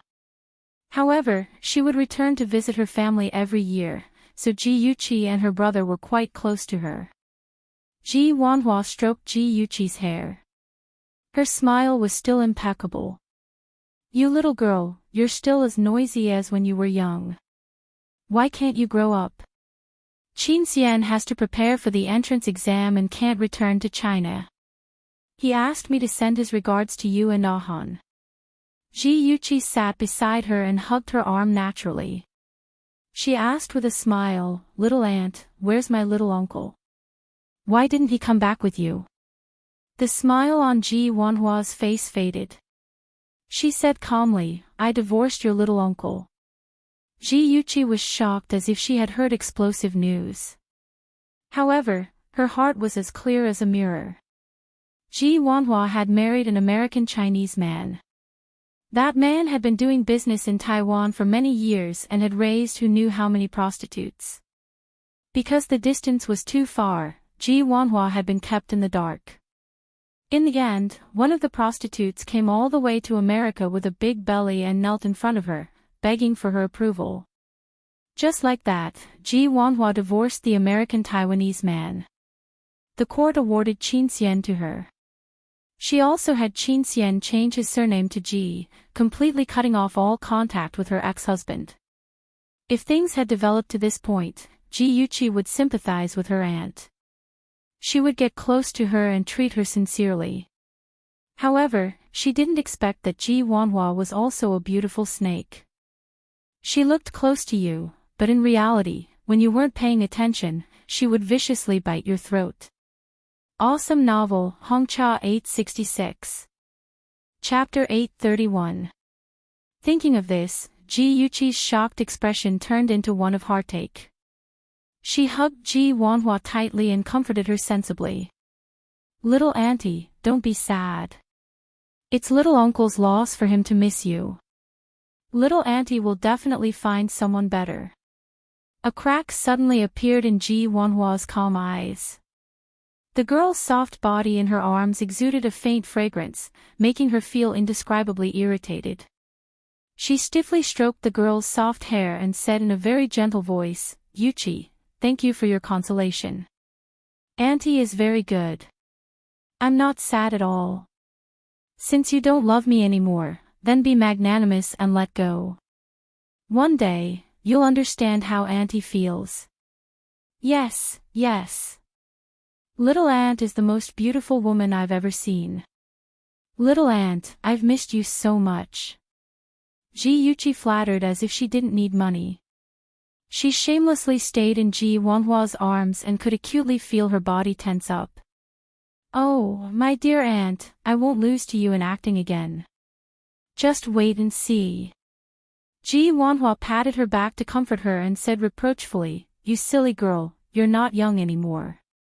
Why are you still staying in aunt's arms like a child? Hurry and get up. You're making a fool of yourself in front of Aunt Qin." Chen Tingfang sat at the side. Seeing the harmonious relationship between the aunt and niece, she gritted her teeth in hatred. She was afraid that Ji Wanhua would help Ji Yuchi, but she maintained an elegant smile on her face and teased meaningfully, "How would I dare to laugh? Yuchi is our family's princess. All of us have to revolve around her." Ji Wanhua looked deeply at Chen Tingfang and raised the corner of her lips. "Sister-in-law, it's been hard on you all these years." Chen Tingfang was rather flattered. Before she married Ji Bowen had said a lot of bad things about her and even stopped Ji Bowen from marrying her. Later, when she married Ji Bowen, Ji Wanhua was still picking on her. She didn't expect that after returning to the country, she would become a different person. The divorce must have been a huge blow to her. Chen Tingfang thought of this and her smile became even brighter. She said modestly, "Taking care of Bowen and the children is what I should do. It's not hard at all. But you, Wanhua, you're not familiar with the place overseas. You must have suffered a lot." Speaking of this, her face was full of sadness and her eyes were full of concern. She wanted to cry crocodile tears. Ji Wanhua smiled faintly and didn't want to talk about what happened overseas. She subtly changed the topic back to Ji Yuqi and Yi Zissou. The three of them chatted passionately and the atmosphere was very harmonious. Just then, Yi Zissou came back. She had already heard from Chen Tingfang that Ji Wanhua had returned to the country. But since Ji Wanhua didn't like her in the past, she didn't show much enthusiasm and only greeted her politely. She didn't expect Ji Wanhua to grab her hand and pat it, praising her. Although Yi Zissou was baffled by the praise, she still maintained an elegant smile and responded politely. After chatting for a while, Ji Wanhua used the excuse that she was too tired and wanted to go upstairs to rest. Ji Yuqi giggled as she held her arm and accompanied her upstairs. The aunt and niece went upstairs happily. Chen Tingfang and Yi Zissou looked at each other and tacitly got up to go upstairs. Soon, the two of them returned to the master bedroom. "Mom, what's up with Ji Wanhua? Why is she acting so weird?" Yi Zissou stroked the back of her hand that Ji Wanhua had touched. She felt a little creeped out. Chen Tingfang carefully recalled Ji Wanhua's attitude towards her. From the airport to home, she didn't pick on her. Her attitude wasn't friendly, but it wasn't distant either. Chen Tingfang was sure that Ji Wanhua had changed. She smiled slightly and answered Yi Zissou's question. "Ji Wanhua wants to please us. Although I don't know why she's doing this, I can tell that she wants to rope us in and doesn't want to be enemies with us." Yi Zissou's eyes widened. How could that be? She used to hate us so much. She can't be up to something again, right? Chen Tingfang thought for a moment and sneered. "We'll deal with whatever comes our way. If she really has some tricks up her sleeve, we don't have to be afraid of her. She's just an abandoned woman with no one backing her up. What's there to be proud of?" Yi Zissou pursed her lips. There was still a hint of worry in her eyes. "Mom, we can't underestimate our enemy. Although Ji Wanhua is only Uncle Ji's cousin, I can tell that they're closer than real siblings. If Ji Wanhua badmouths us in front of Uncle Ji, we won't be able to guard against it."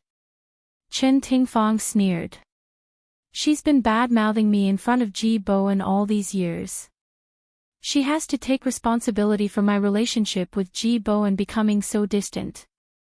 However, that's all she can do. Can she still urge Ji Bowen to divorce me?" "Humph, what a joke." Yi Zissou wanted to say something, but Chen Tingfang interrupted her impatiently. "Let's not talk about this anymore. It's the birthday party of the municipal party secretary's daughter, Zhu Zhu, in 2 days.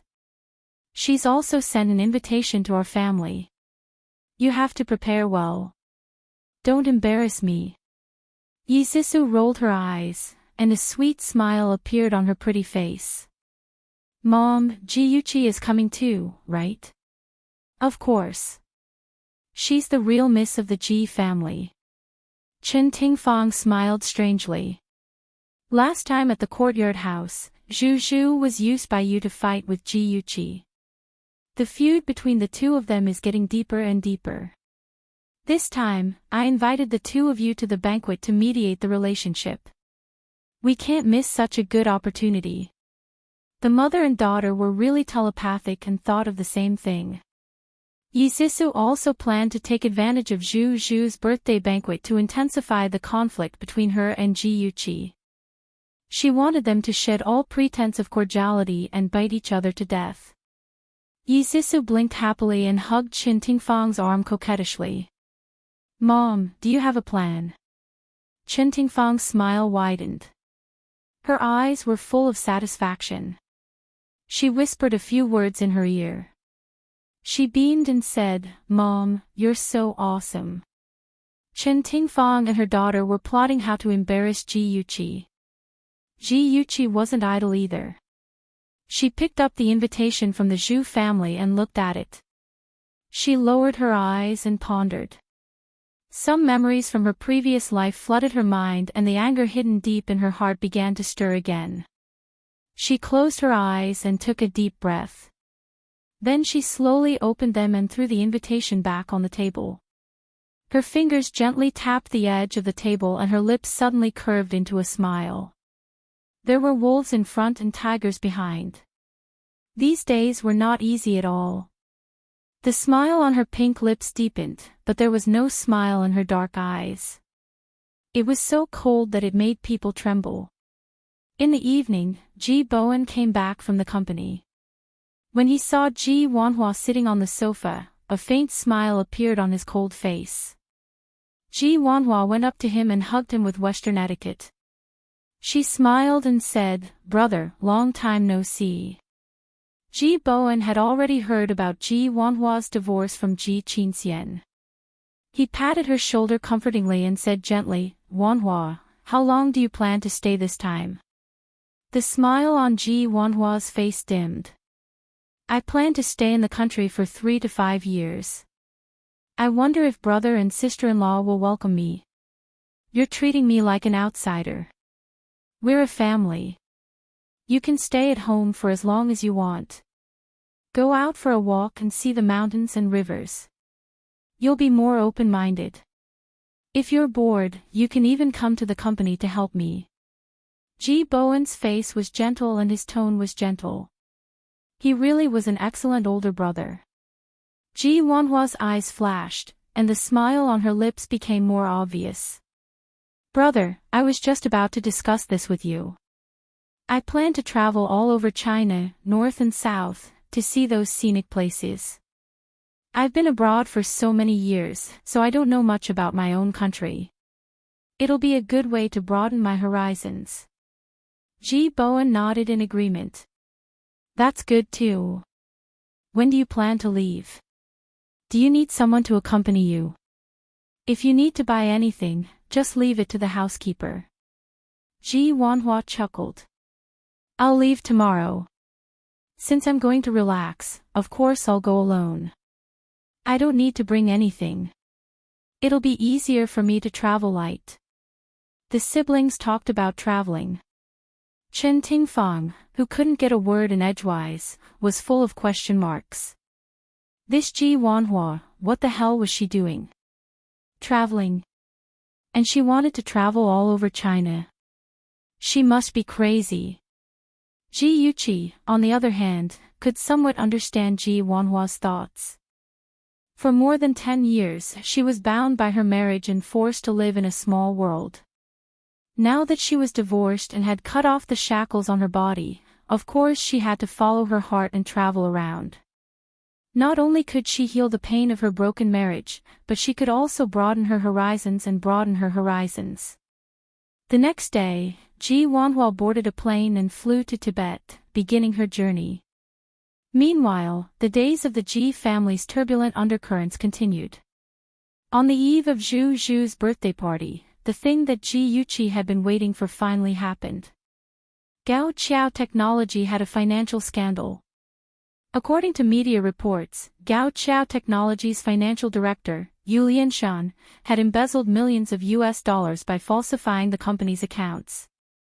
More importantly, this executive had also participated in the conspiracy to falsely report Gao Qiao Technology's earnings of more than 300 million. As soon as the scandal broke out, Yu Lianshan was taken away by the relevant departments for investigation. At the same time, because of the financial scandal, the acquisition of Gao Qiao Technology and Wanxing Entertainment was temporarily put on hold. There were even rumors that Gao Qiao Technology had fallen into a financial crisis. Not only did they not have enough funds to buy Wanxing Entertainment, but they had also pushed themselves into a desperate situation. Although Gao Qiao's CEO, Yu Lei, came out to refute the rumors in time, he could not stop the shareholders from panicking. Gao Qiao's stock price plummeted, hitting the limit on the day of the market opening. When Chen Tingfang heard the news, her vision turned black and she almost fainted. She had taken out all her private savings to buy Gao Qiao Technology stock. Didn't they say that the situation was good and the stock price would continue to rise? Why did it suddenly hit the limit? It was her first time playing the stock market. She did not understand it before, so she could only call her investment and financial management expert. The expert was calm and assured her not to panic, saying that the stock market was like that. There were ups and downs, and she had to believe that Gao Qiao technology was strong enough to turn the situation around. Even the expert could not comfort her uneasy heart. Chen Tingfang did not sleep well the whole night. She applied a lot of concealer to cover her panda eyes. Yi Zixu, who was dressed up and ready to go to the party, saw Chen Tingfang's gloomy face and asked worriedly, "Mom, are you not feeling well? You don't look so good." Chen Tingfang did not tell her daughter about buying the stock. At this time, she was full of frustration and could not tell her daughter. She could only force a smile. "It's nothing. Maybe I didn't sleep well last night." Welfare, Hongcha 866. Chapter 832. Auntie Chen, if you're not feeling well, you can stay at home and rest. Mrs. Xu and Miss Xu definitely won't blame you. Ji Yuqi was wearing an aqua blue silk dress and an expensive sapphire necklace around her neck. The two complemented each other and made her look like a mermaid swimming in the deep sea. She was beautiful beyond compare. Yi Zixu jealously glanced at the necklace around her neck. Her smile was warm and gentle. "Sister Chi-Chi, Mom said that she just didn't sleep well. It's all right." Chen Tingfang's gaze also lingered on the necklace for a few seconds. She smiled slightly and said, "As the madam of the Ji family, how can I simply be absent and let the two of you go alone? That will embarrass the host and make our family a joke. Yuqi, I know that you're doing this for my own good, but you have to think about it more thoroughly." Ji Yuqi's charming almond-shaped eyes sparkled. She smiled and said, "Auntie Chen's teachings are right. I'll remember them. But Auntie, you have to pay attention to your makeup too. Don't let others see that you're not looking well." Using a woman's face and age to talk about things was a sure-win tactic. Chen Tingfang, who had the upper hand in the argument, instantly changed her expression. She resisted the urge to touch her cheeks. The anger in her heart couldn't be extinguished no matter how hard she tried. Then, she thought about the falling stock price. Anger and anxiety intertwined and burned, tormenting Chen Tingfang until she was mentally and physically exhausted. Her complexion became even worse. When the Ji family's car arrived at the Zhu family's courtyard, Chen Tingfang reluctantly adjusted her state of mind. She elegantly led her two daughters to the Zhu family's residence. The municipal party secretary, Zhu Qiu, had just taken office this year. He held a banquet in the name of his daughter's birthday in order to build a good relationship with the rich and powerful in Ying City. It would be easier to do things if he had a good relationship with them. If he wanted to achieve something in his position, he had to gain the support of these local tyrants. The Zhu family was also very rich, and the villa they built was exceptionally luxurious. Zhu Qiu wasn't a child of a poor family. His Zhu family was also a reputable family in the provincial capital. Therefore, there were rumors that Zhu Qiu came to Ying City for a job. No matter what the rumors were, the rich and powerful families in Ying City had to give him some face. They all brought their wives and children to attend the banquet.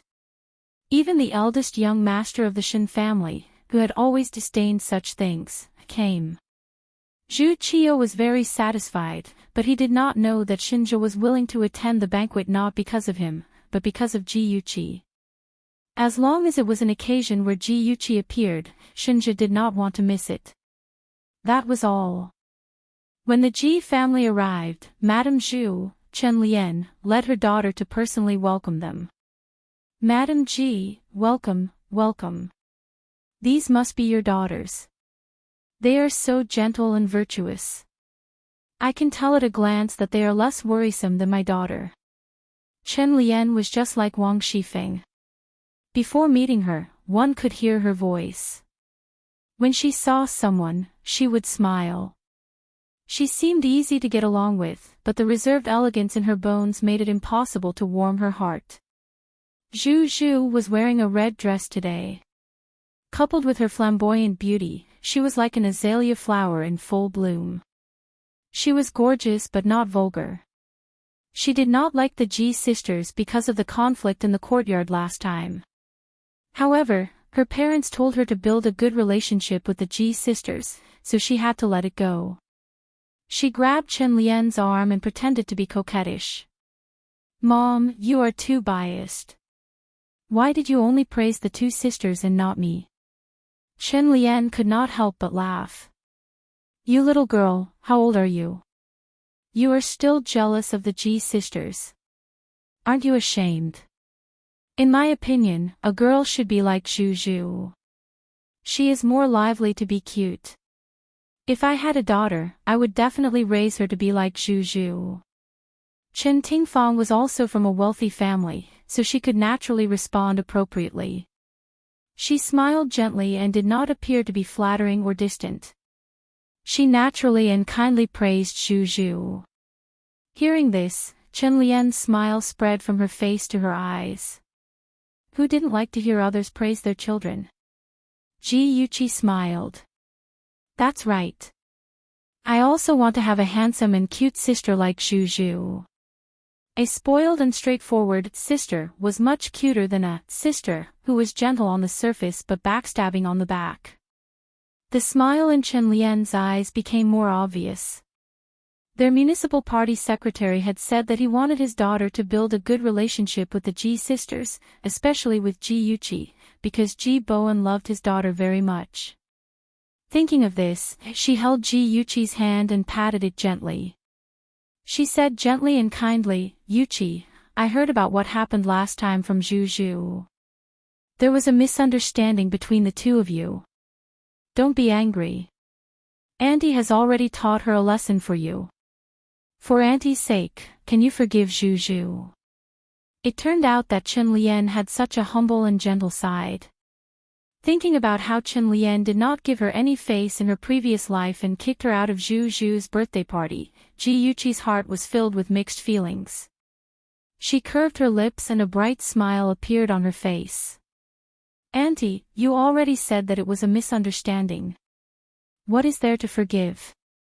Zhu Zhu and I are classmates and will be good sisters in the future. You saying that makes me feel ashamed. Okay. Let's not talk about the past. Chen Lian said with a smile. Zhu Zhu, take the two sisters for a walk in the garden. Zhu Zhu's fair cheeks were dyed with an unnatural blush. Although she was arrogant, she was not unreasonable.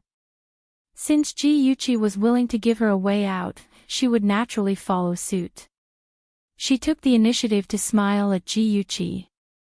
Let's go, Yuqi. Many of our classmates have already arrived. Let's go meet them together. Okay. Ji Yuqi also smiled in return. The two of them chatted as they walked, and the atmosphere was harmonious. Yi Zixu felt very uncomfortable. She wanted to speak several times, but Ji Yuqi beat her to it and stole Chen Lian's attention. Chen Lian did not even look at her. As for Zhu Zhu, she did not care about her at all. It was as if she was a gift and her only value was to follow behind Ji Yuqi.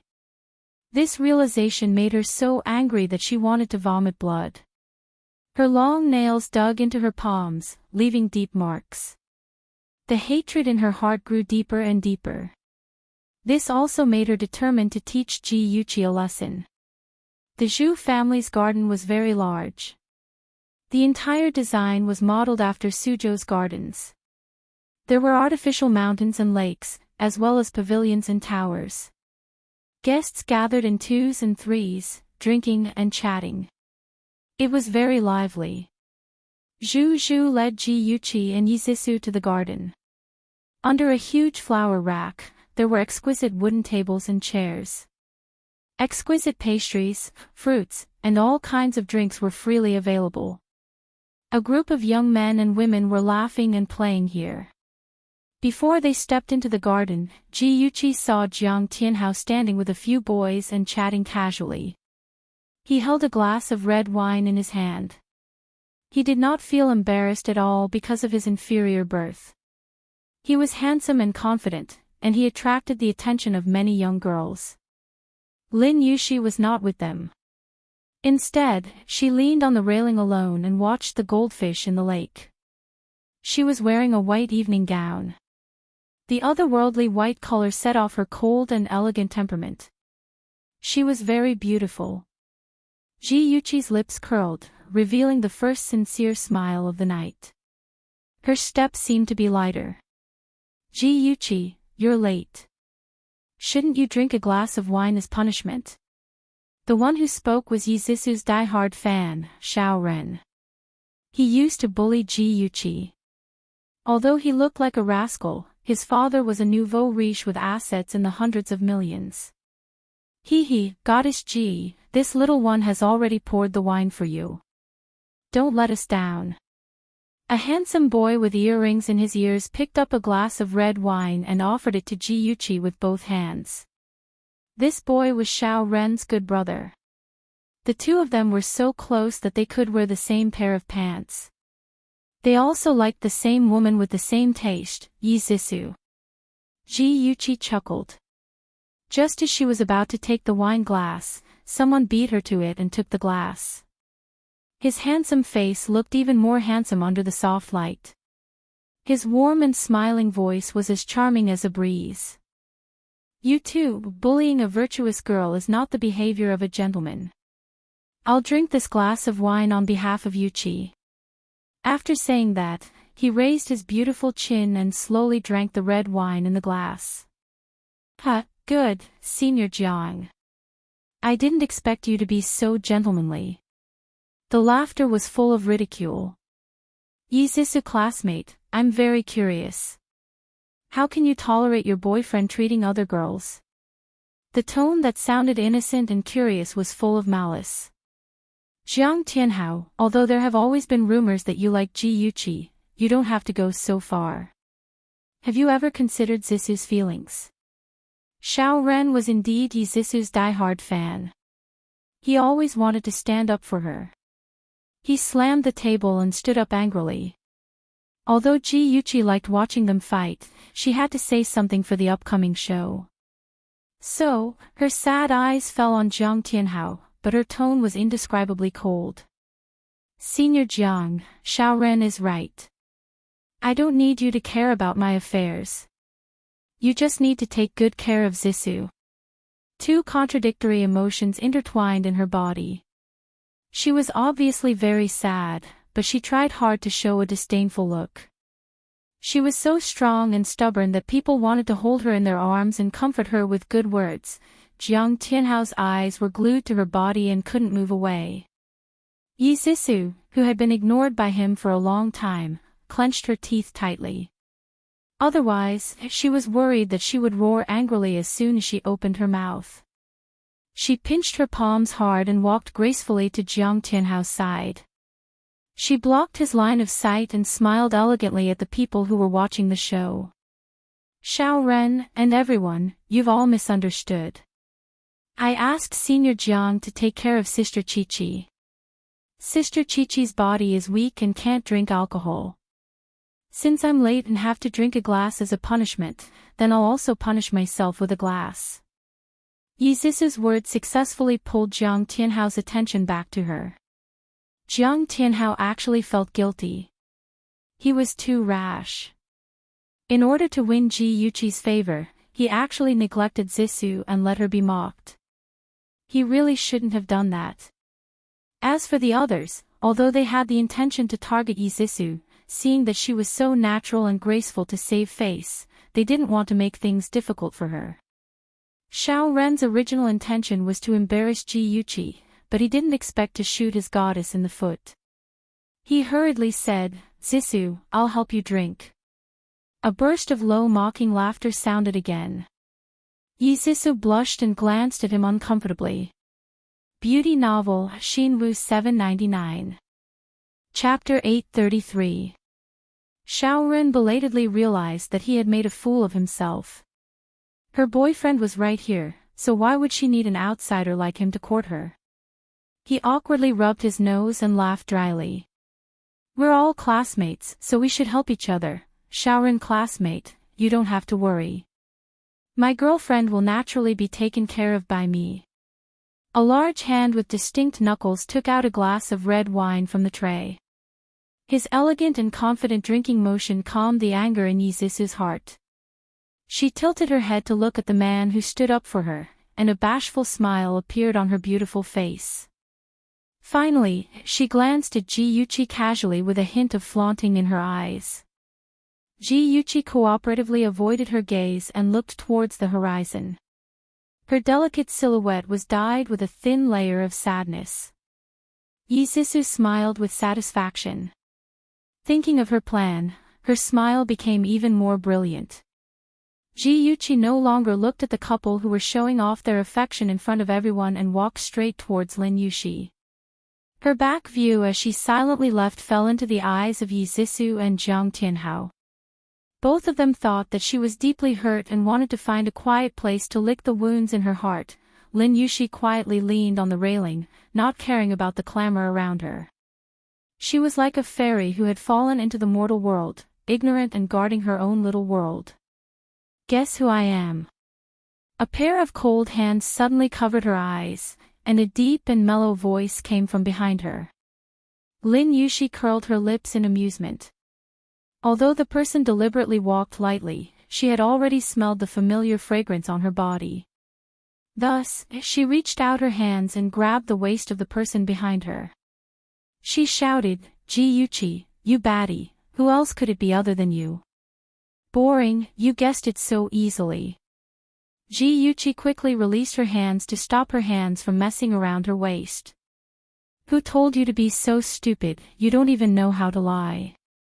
Lin Yushi unceremoniously rolled her eyes at her. So the ice beauty knows how to roll her eyes too. Wow, what a great discovery. Ji-Yuchi propped up her chin with one hand and stared at Lin Yushi's pretty face with interest. Lin Yushi was both angry and amused. Just as she was about to say something, she suddenly caught a glimpse of a tall figure in the distance. She poked Ji-Yuchi's arm and whispered, "Hey, Yuchi, look over there. Young Master Shen has been staring at us for a long time. Guess, is it you or me?" Ji-Yuchi's eyes suddenly widened. Shenjie, he actually came too. Didn't he hate this kind of banquet the most? She quickly looked in the direction Lin Yushi was pointing at. On the lawn across the lake, a group of men and women dressed in luxurious clothes were chatting. Most of them were older than her. Her father and Tang Feng's father were among them.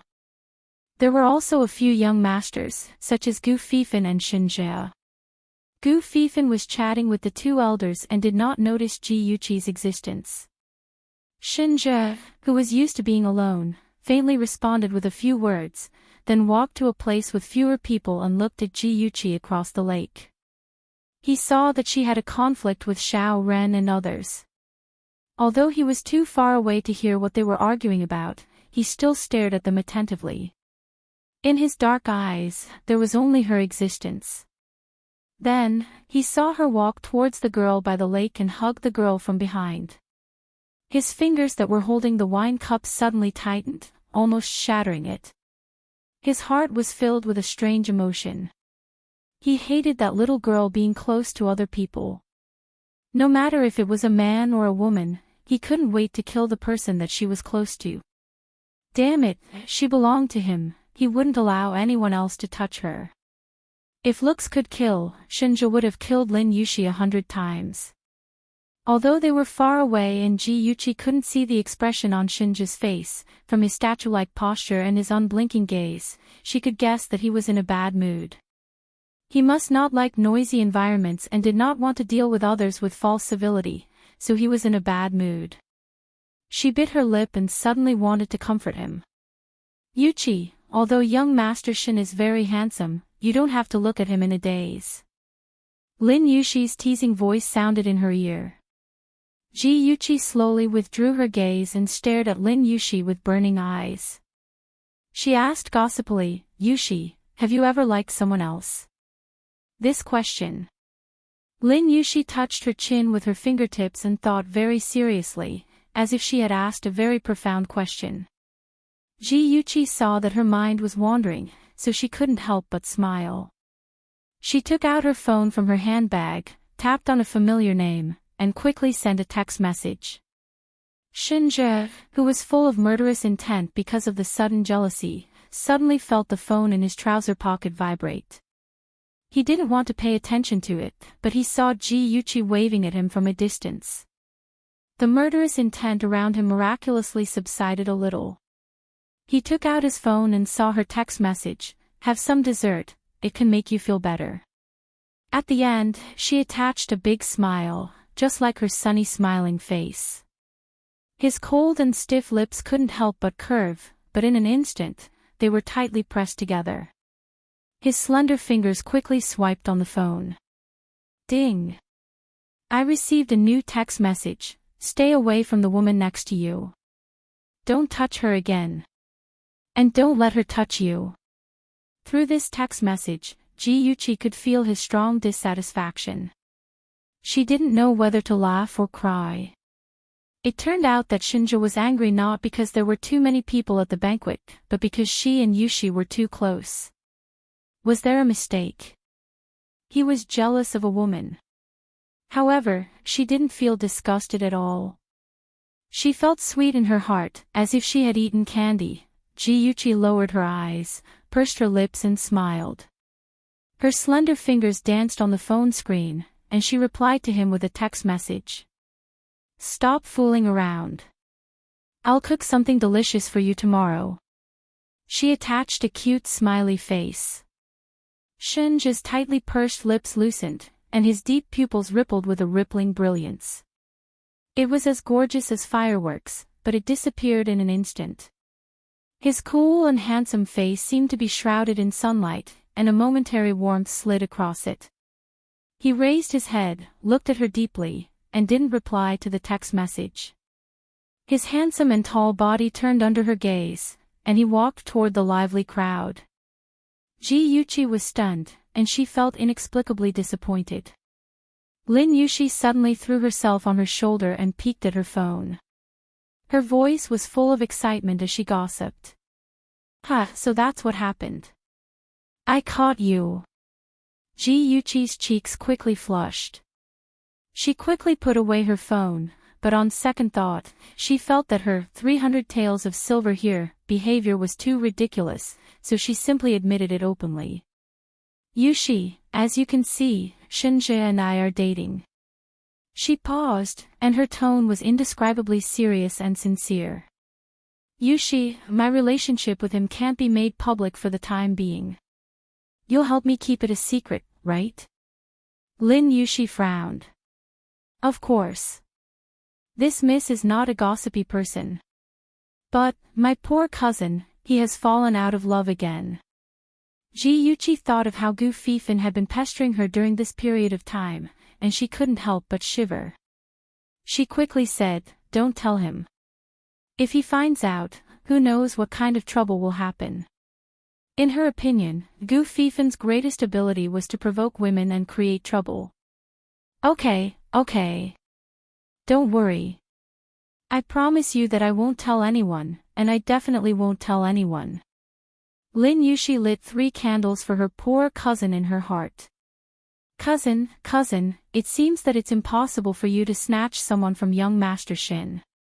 As the night deepened, Ji Yuqi and Lin Yushi walked to the hall hand in hand. When the two of them passed by the garden, Lin Yushi was called over by an elder she was familiar with for a chat. Ji Yuqi didn't want to stand aside and eavesdrop, so she left first. She walked to the lush flower trees and met a servant. The servant said politely, Miss Ji, a gentleman asked me to pass a note to you. It's finally here. Ji Yuqi sneered in her heart, but she didn't show it on her face. She took the note and unfolded it. On it was written in a clear and elegant handwriting, Yuqi, I have a very important matter to discuss with you. 8:00, meet at the rockery behind the forest. Be there or be square. Tianhao. Ji Yuqi smiled faintly and crumpled the note into a ball. She pinched it in her palm and looked at the small forest. The unbearable memories of her previous life were awakened again, and her eyes were as cold as ice. At the moment when she was distracted, a slender arm stretched out from behind the big tree, wrapped around her slender waist, and dragged her behind the big tree. He was extremely fast.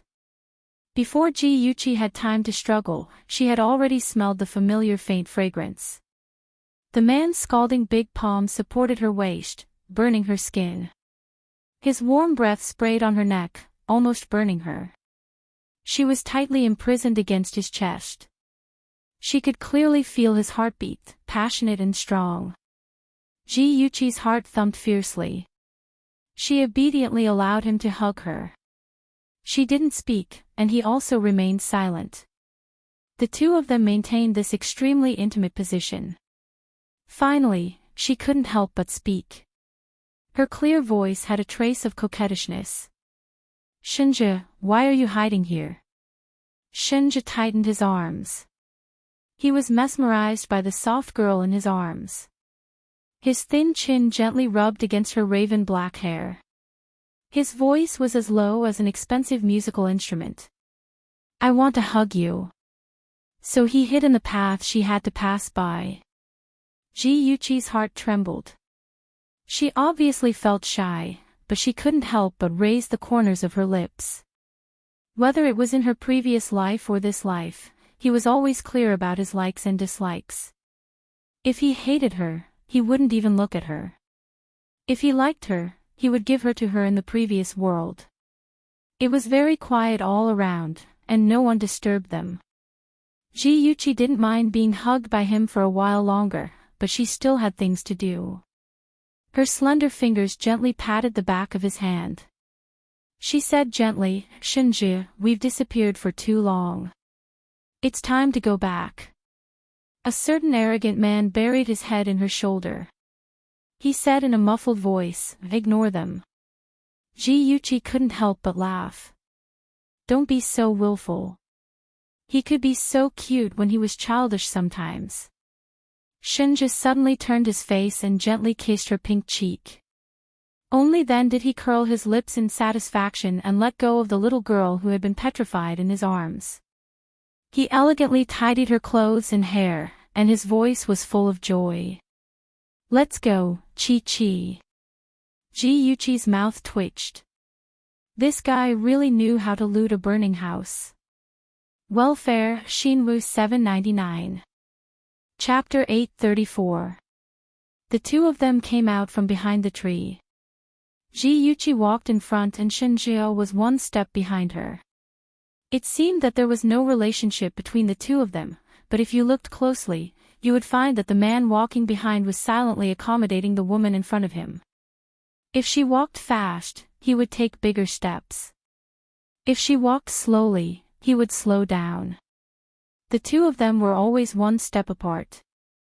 When they were about to reach the hall, Ji Yuqi suddenly stopped and turned to look at Shenji. Her face was very calm, and she said in a voice that only the two of them could hear, "Shenji, I might do something bad later. Can you pretend that you didn't see it?" She had used the tone of a negotiation, but he could hear the pleading in her tone. Displeasure flashed past his heart. She didn't allow him to invade her privacy, and this thought made his chest tighten. He pursed his lips and said indifferently, "I've said it before, I won't interfere." After that, he didn't look at her anymore and walked past her. When he was one step away from her, Ji Yuqi bit her lip and couldn't help but whisper, "No, I just don't want you to see my ugly side." It was because she cared that she was afraid. She was afraid that he would discover all the ugly things about her. Her voice was very low, so low that Shenji thought he was hallucinating. He paused and a faint light flashed through his beautiful phoenix eyes. The banquet began. Shenji and Zhu Qiu were sitting at the same table, among a group of elders. It was enough to see that Zhu Qiu valued him. Unfortunately, he didn't feel anything and continued to talk to others indifferently. Ji Yuqi saw that he was silent and guessed that he must be very impatient at this moment. Ji Yuqi sat at the first table below. This table was full of Zhu Zhu's classmates. Sitting next to her was Lin Yushi, and on the other side was Yi Sisu. Gu Fifan sat opposite her, his elegant peach blossom eyes flirting with her from time to time, completely ignoring the others present. Ji Yuqi was a little helpless. She didn't know what Zhu Zhu was thinking, arranging this person to sit at the same table as her. Wasn't this deliberately causing trouble? Yushi, let's change our seats. Gu Fifan didn't know what low-key was. He stared at Ji Yuqi with a smile, and his intention was obvious. Lin Yushi was expressionless. Cousin, the banquet has already started. It's not nice to keep changing. Ji Yuqi lowered her eyes and pretended not to see anything. She felt a gloomy gaze fall on her body. She knew that it was a jealous man staring at her. If she opened her mouth to say something to Gu Fifan, she would definitely die miserably. Yuqi, this soup is not bad. Try it. A bowl of fragrant chicken soup was placed in front of her. Ji Yuqi was speechless. She was roaring in her heart, "You are courting me in front of your ex-girlfriend, Zhu Zhu. Have you considered our feelings? I'm about to be frozen by Shinja's gaze, bastard." Zhu Zhu's eyes flashed with small flames. She was about to flip out, "You bastard. It smells good, but I don't like to drink chicken soup." Ji Yuqi put the chicken soup aside expressionlessly. "Then try it." Gu Fifan was interrupted by Zhu Zhu before he could finish his words. "Gu Fifan, are you done? Do you know that you make people feel disgusted?" Zhu Zhu's bright face was full of anger. Although she tried to lower her voice, it still attracted the attention of the guests at the next table. Gu Fifan raised his eyebrows and said lazily, "Miss Zhu, are you jealous?" Although Zhu Zhu had broken up with him, she still liked him in her heart. When he poked at her heart, her face turned red and then white, which was very eye-catching. Ji Yuqi saw that Zhu Zhu had not harmed her in her previous life, so she gracefully put down the napkin and looked at Zhu Zhu with a smile. She half-jokingly said, "Jealousy is good for the body and mind. I also like to be jealous, but it also depends on whether the dish is to my taste. If it's not to my taste, it's useless to add more vinegar." Zhu Zhu was not a fool. She could see that Ji Yuqi was speaking up for her. Under everyone's gaze, she gave her a way out. She took a deep breath and a bright smile appeared on her delicate face. "Yes, if you don't like the dish, don't try it. Why would you care about adding vinegar? Yuqi, I heard that you are very good at painting. I have also been learning recently. Later, can you give me some advice?" The topic was soon changed. The two women excitedly talked about painting. Gu Fifan was insinuated as unappetizing dish by them. He was very angry, but then he felt funny. He, who had always been invincible, was actually disliked by others. This was a very new experience. Halfway through the meal, Xiaoren at the same table raised his wine glass and said with a smile, "Students, let's toast to today's birthday girl. We wish her a happy life every year. A woman changes 18 times between childhood and womanhood. The more she grows, the more beautiful she becomes."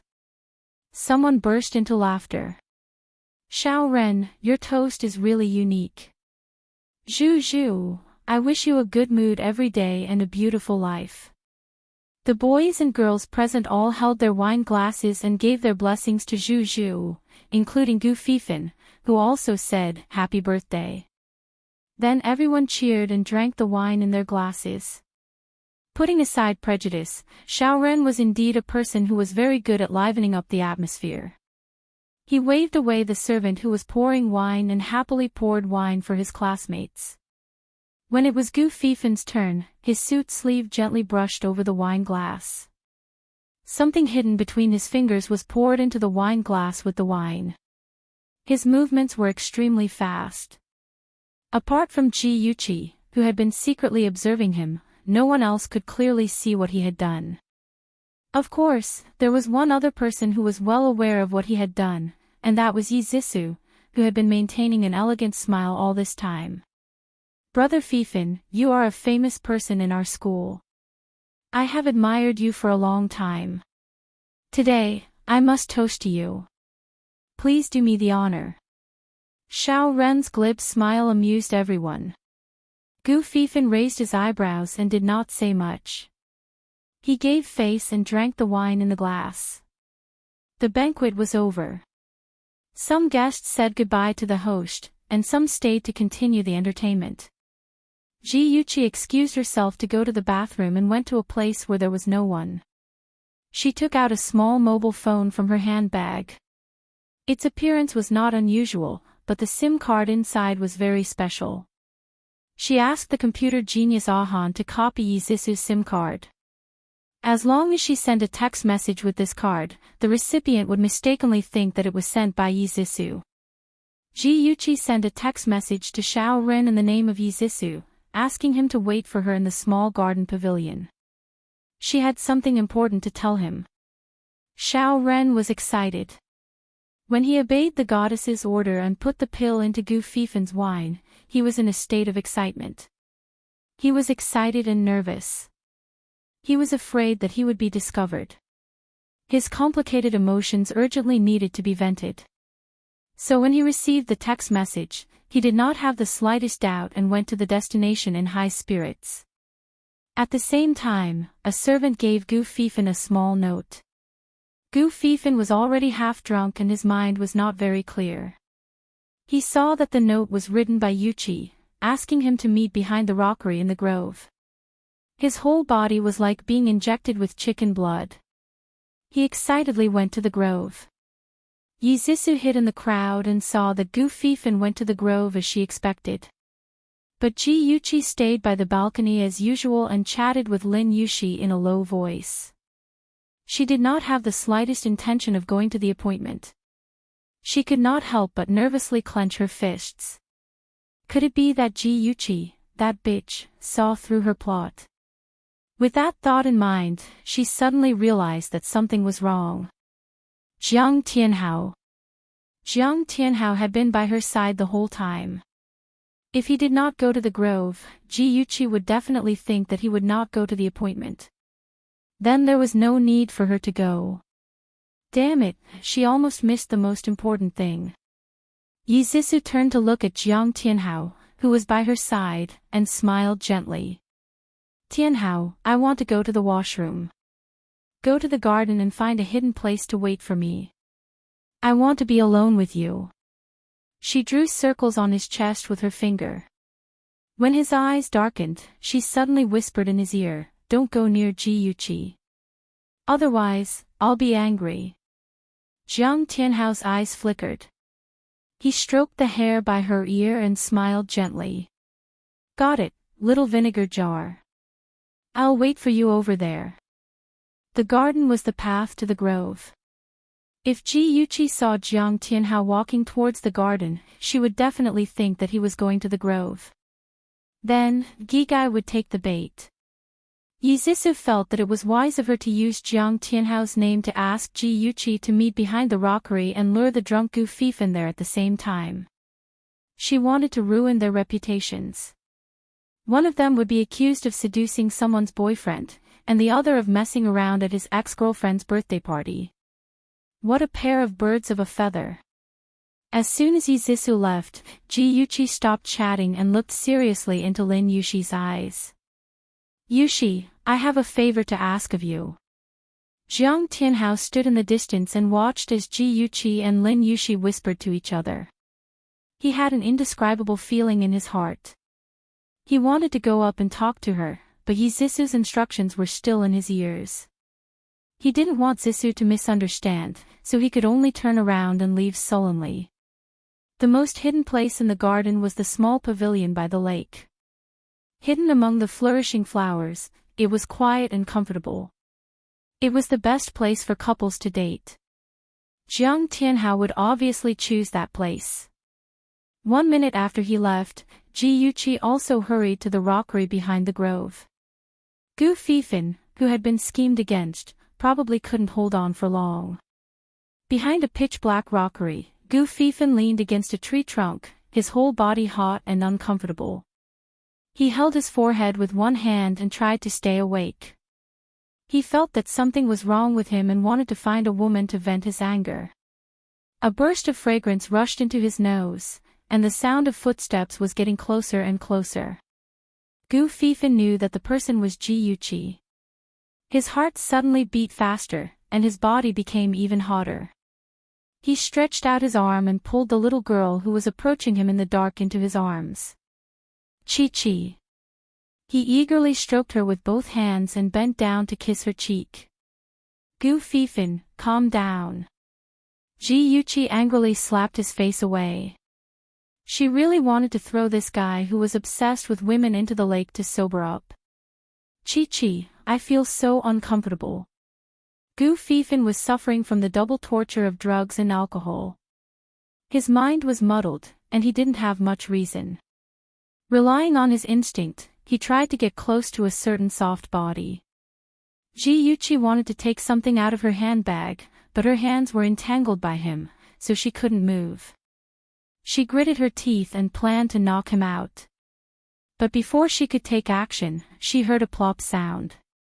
Gu Fifan softly fell to the ground. A handsome and tall figure stood behind Gu Fifan, and his deep eyes stared straight at her. Welfare, Songshu 566. Chapter 835. Where did he touch you? As soon as Shinja opened his mouth, the surrounding temperature suddenly dropped by more than 10 degrees. Ji Yuqi's heart was cold. It's just, my arm, really. Ji Yuqi hurriedly proved her innocence. Shinja snorted coldly, his cold gaze circling Gu Fifan a few times, as if he was considering whether to destroy this man's body. Ji Yuqi coughed dryly, quickly stood between him and Gu Fifan, and muttered, he was schemed against, so he did those things. Fortunately, I was smart and brought a sedative. Although it can't cure the poison in his body, it can help him regain his senses. Ji Yuqi didn't know why she explained so much. Perhaps, she just didn't want Shinja to misunderstand. She quickly took out the sedative from her bag, poured out a few pills, stuffed them into Gu Fifan's mouth, and then slapped his cheek hard. Gu Fifan woke up in a daze, only to feel a pain in the back of his head and face. The heat in his body dissipated a lot, and his mind gradually became clearer. He stared blankly at the woman squatting in front of him, as if he still didn't believe it. He hesitated for a moment and asked, "What happened to me just now?" He remembered that he seemed to have done something bad to her. Ji Yuqi looked back and saw that Shinja had disappeared. He should be hiding in the dark. She sighed. If Gu Fifan saw him, it might cause some unnecessary trouble. She didn't have time to explain to Gu Fifan. She guessed that Yi Zissou had already brought people to the rockery to catch them in the act. If they were found hiding here, even if they were innocent, there would be unbearable rumors. She pulled him up from the ground and said quickly, "I'll explain this matter to you later. Hurry up and leave here. If you meet anyone on the way, avoid them and then go back to the hall." Ji Yuqi's soft fingers held his arm. Gu Fifan suddenly froze, and the demon that he had suppressed in his heart began to stir again. He clenched his fingers and tried to restrain himself. His mind was also spinning rapidly, and he realized that something big was about to happen, and it was related to him. He chose to believe in Ji Yuqi and looked at her deeply. "I owe you for what happened today. It's too dark here, and it's not safe. Don't stay too long." "Well, I know. You should leave quickly." Ji Yuqi urged him to leave quickly. Gu Fifan's back disappeared in the night, and Shinju appeared out of nowhere. His elegant and handsome body stood under the moonlight, aloof from the dust. Ji Yuqi walked to his side and took the initiative to hold his hand. She lifted her bright and clean little face and smiled brightly. "Shinju, let's go watch the show, okay?" Her soft voice and slightly fawning tone. Was the little girl in front of him worried that he would be angry?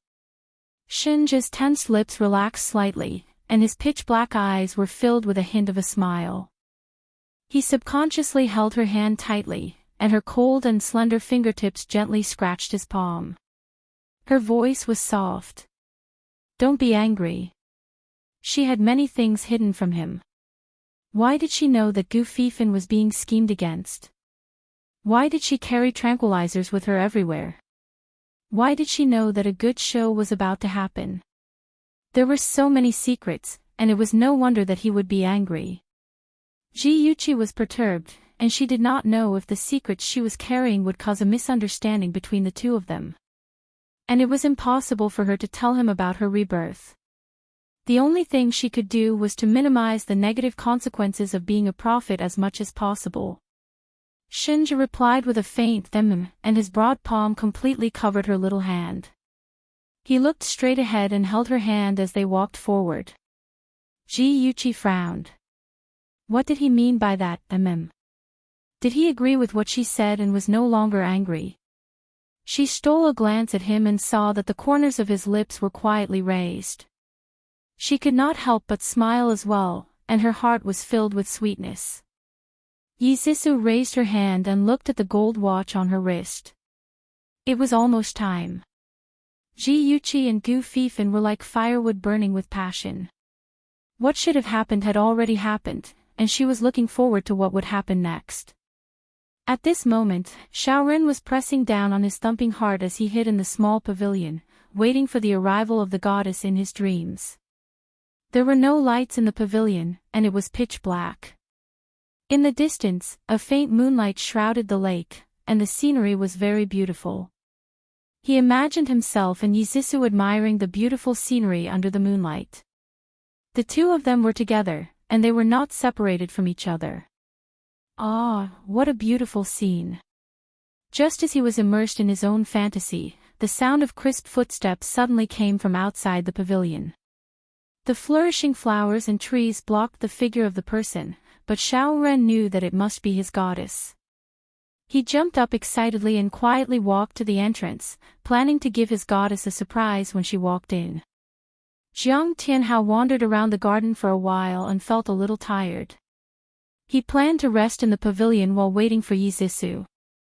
He had just stepped into the dark pavilion when a shadow suddenly appeared out of nowhere and hugged him tightly. Jiang Tianhao trembled.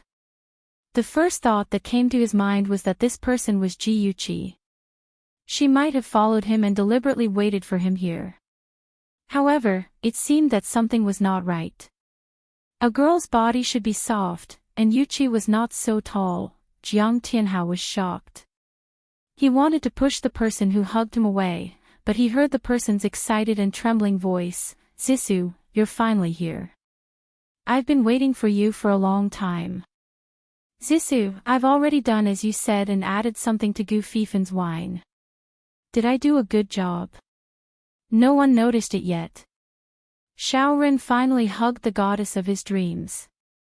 Because he was too excited and too nervous, he did not notice that something was wrong at the first moment. "Xiaoren, you idiot." There was a big difference between a man's and a woman's touch. Jiang Tianhao roared in his heart. He wanted to throw the man in front of him into the lake to wake up his brain. However, his reason told him that he had to endure. His body was stiff and he did not dare to move. He wanted to entice the idiot to confess and tell him everything he knew. Xiaoren did not disappoint. In order to please his goddess, he spilled the beans from a bamboo tube. "Zisu, why aren't you saying anything? Are you afraid that Gu Fifan will notice it when he wakes up?" "Don't worry, if Gu Fifan finds out, I'll take responsibility. I won't drag you down." Jiang Tianhao frowned. A strong sense of uneasiness surged in his heart. Zisu asked Xiaoren to add something to Gu Fifan's wine. Why did she do that? Xiaoren saw that his goddess did not say anything. He thought that his goddess was worried about whether the plan would go smoothly. He quickly vowed, "Zisu, you don't have to worry. I saw Gu Fifan go to the rockery. He's now drunk and has taken that kind of medicine. He's delirious. He'll definitely do that to Ji Yuqi, that kind of medicine." Ji Yuqi, Jiang Tianhao suddenly realized that Gu Fifan had always been interested in Ji Yuqi. Zissou put the two of them together at this time. Not only would it ruin their reputation, but it would also offend Zhu Zhu. His feelings for Ji Yuqi were a little complicated. He wanted to use her for revenge, but he did not want her to be tainted by other men. Because she was destined to be his woman. Jiang Tianhao was burning with anger. For the first time, he felt anger towards Yi Zissou. She actually hid it from him. She actually had an ambiguous relationship with Xiao Ren, this idiot. She simply did not put him in her eyes. He had fallen from a humble family. He had been looked down upon and bullied a lot. He hated it when people ignored his existence. At this moment, his anger towards Yi Zissou increased rapidly. He also hated Xiao Ren, this idiot. He could no longer endure it. He suddenly stretched out his arm and pushed Xiao Ren away. He was very strong, and Xiao Ren was pushed back a few steps. Xiao Ren was surprised that his goddess was so strong. He threw himself at her again and shouted, "Zissou, I have liked you for a long time. Jiang Tianhao, that poor boy, is not worthy of you. Be with me. I will definitely love you and make you the happiest girl in the world." Damn it, he was almost pushed to the ground by this idiot. In the darkness, Jiang Tianhao's handsome face was distorted by anger. His anger had clouded his reason. He could not help but put his hand on Xiao Ren's neck. If he used more strength, he could break his neck. On the other side, Yi Zissou, who was in the hall, claimed that she had lost her earrings. She wanted to go to the place where she had just passed by to look for them. Although Zhu Zhu did not like her, as the host, she could not neglect her guest. So she called a few servants and classmates who were close to her to help her look for the earrings. Lin Yuxi also followed. The group of people held flashlights and walked towards the dark garden. Yi Zissou walked at the front, wanting to lead the group to the back of the rockery as soon as possible. Suddenly, she heard Lin Yuxi's surprised voice. "Wait a minute, did you guys hear any strange sounds?" Zhu Zhu and the others stopped. "There's no sound." Yi Zissou was afraid that Lin Yuxi would stall for time, so she quickly said, "There's no sound. I didn't stay here today. The earrings should have fallen in the woods. Let's hurry over and take a look." Lin Yuxi's face was serious and her tone was firm. "I really heard a sound. It sounded like a scream, but it also sounded like a very painful sound. It's over at the pavilion. You guys wait here. I'll go and take a look. It won't be good if something happens." As soon as she finished speaking, she immediately rushed towards the pavilion. Of course, Zhu Zhu couldn't let her go alone. It was dark, and she was a girl. If something happened. Zhu Zhu glanced at Yi Zissou and said, "Let's go and take a look. Anyway, we're not in a hurry to find the earrings." As they spoke, Lin Yuxi had already passed through the flourishing flowers and stepped onto the steps of the pavilion. In a flash, Yi Zissou suddenly remembered something. Jiang Tianhao was in the pavilion. Did something really happen to him? In this season, there were already poisonous snakes. She didn't dare to think about it anymore. She didn't care about her manners. With one hand holding the hem of her dress, she quickly walked towards the pavilion. Ah! A sharp scream pierced through the night sky, startling the adults in the hall. They thought that something had happened to their child and rushed to the garden. In front of the pavilion in the dark, Lin Yuxi froze on the spot. She covered her mouth in shock. The flashlight in her hand had already rolled to the ground, and the dazzling light shone on the two men who were rolling in the room. What's wrong? What happened?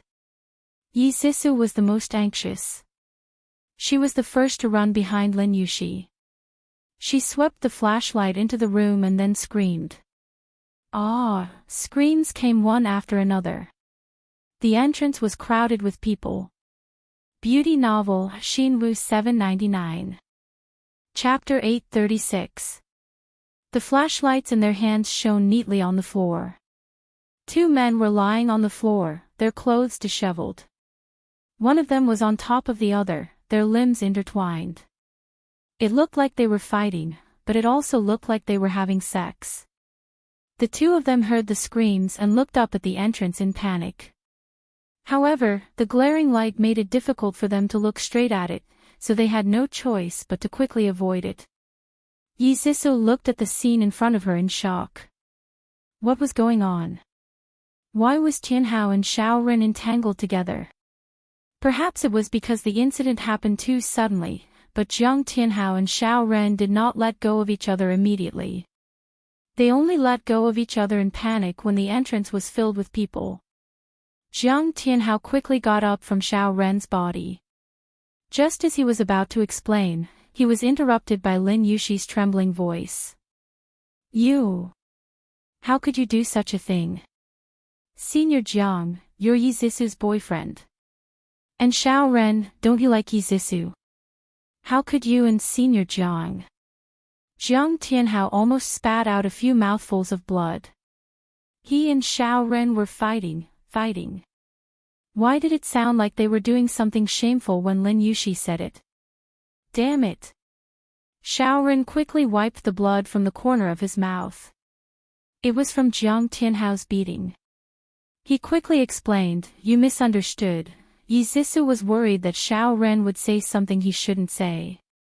She quickly interrupted him and said, Tianhao, Xiao Ren, how could you fight in a place like this? If there's a misunderstanding, just talk it out and solve it. Lin Yushi shook her head. Her tone was sympathetic and pitiful.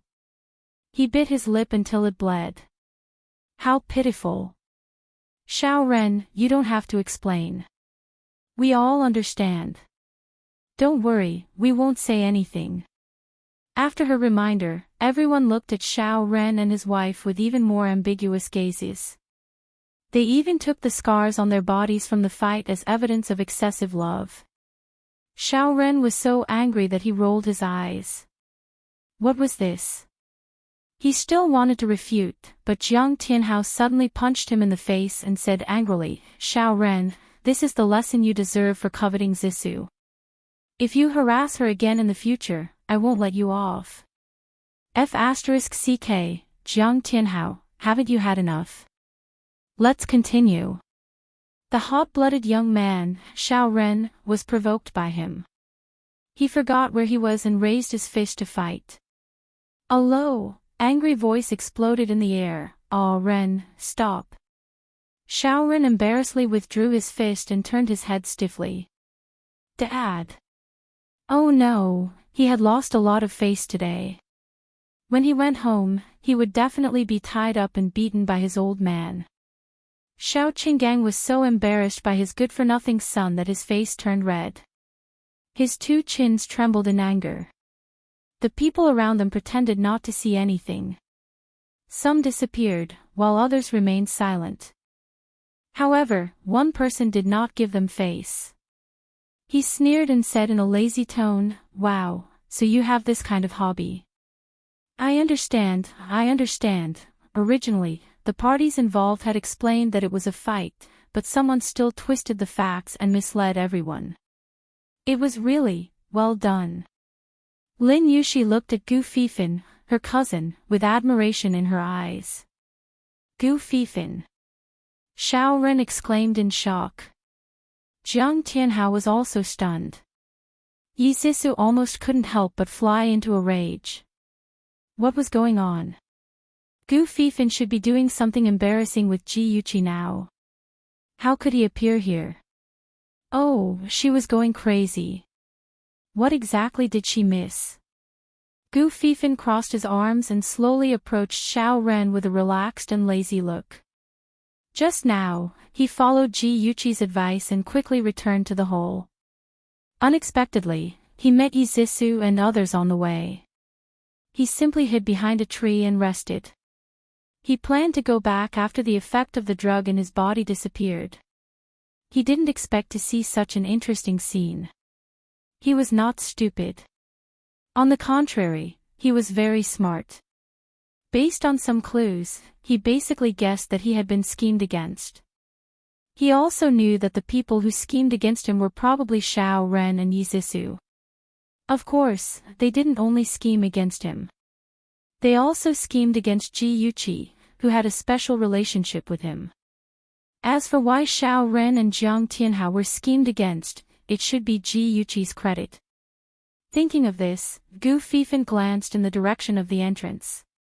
She, who was wearing a blue dress, stood expressionlessly behind the crowd. Beside her was Shenjie, who was wearing a black suit. Although the two of them didn't have any communication, they inexplicably made people feel that they were a good match. Gu Fifan's heart was slightly depressed. He turned his gaze away and didn't think about it anymore. He patted Xiao Ren's shoulder intimately and smiled very kindly. He whispered in a voice that only the two of them could hear, "Little brother Xiao Ren, big brother is really grateful for that glass of wine." Xiao Ren's whole body trembled. He stared straight at the smiling man in front of him. His back suddenly broke out in cold sweat. His heart was filled with coldness. Damn it, Gu Fifan knew.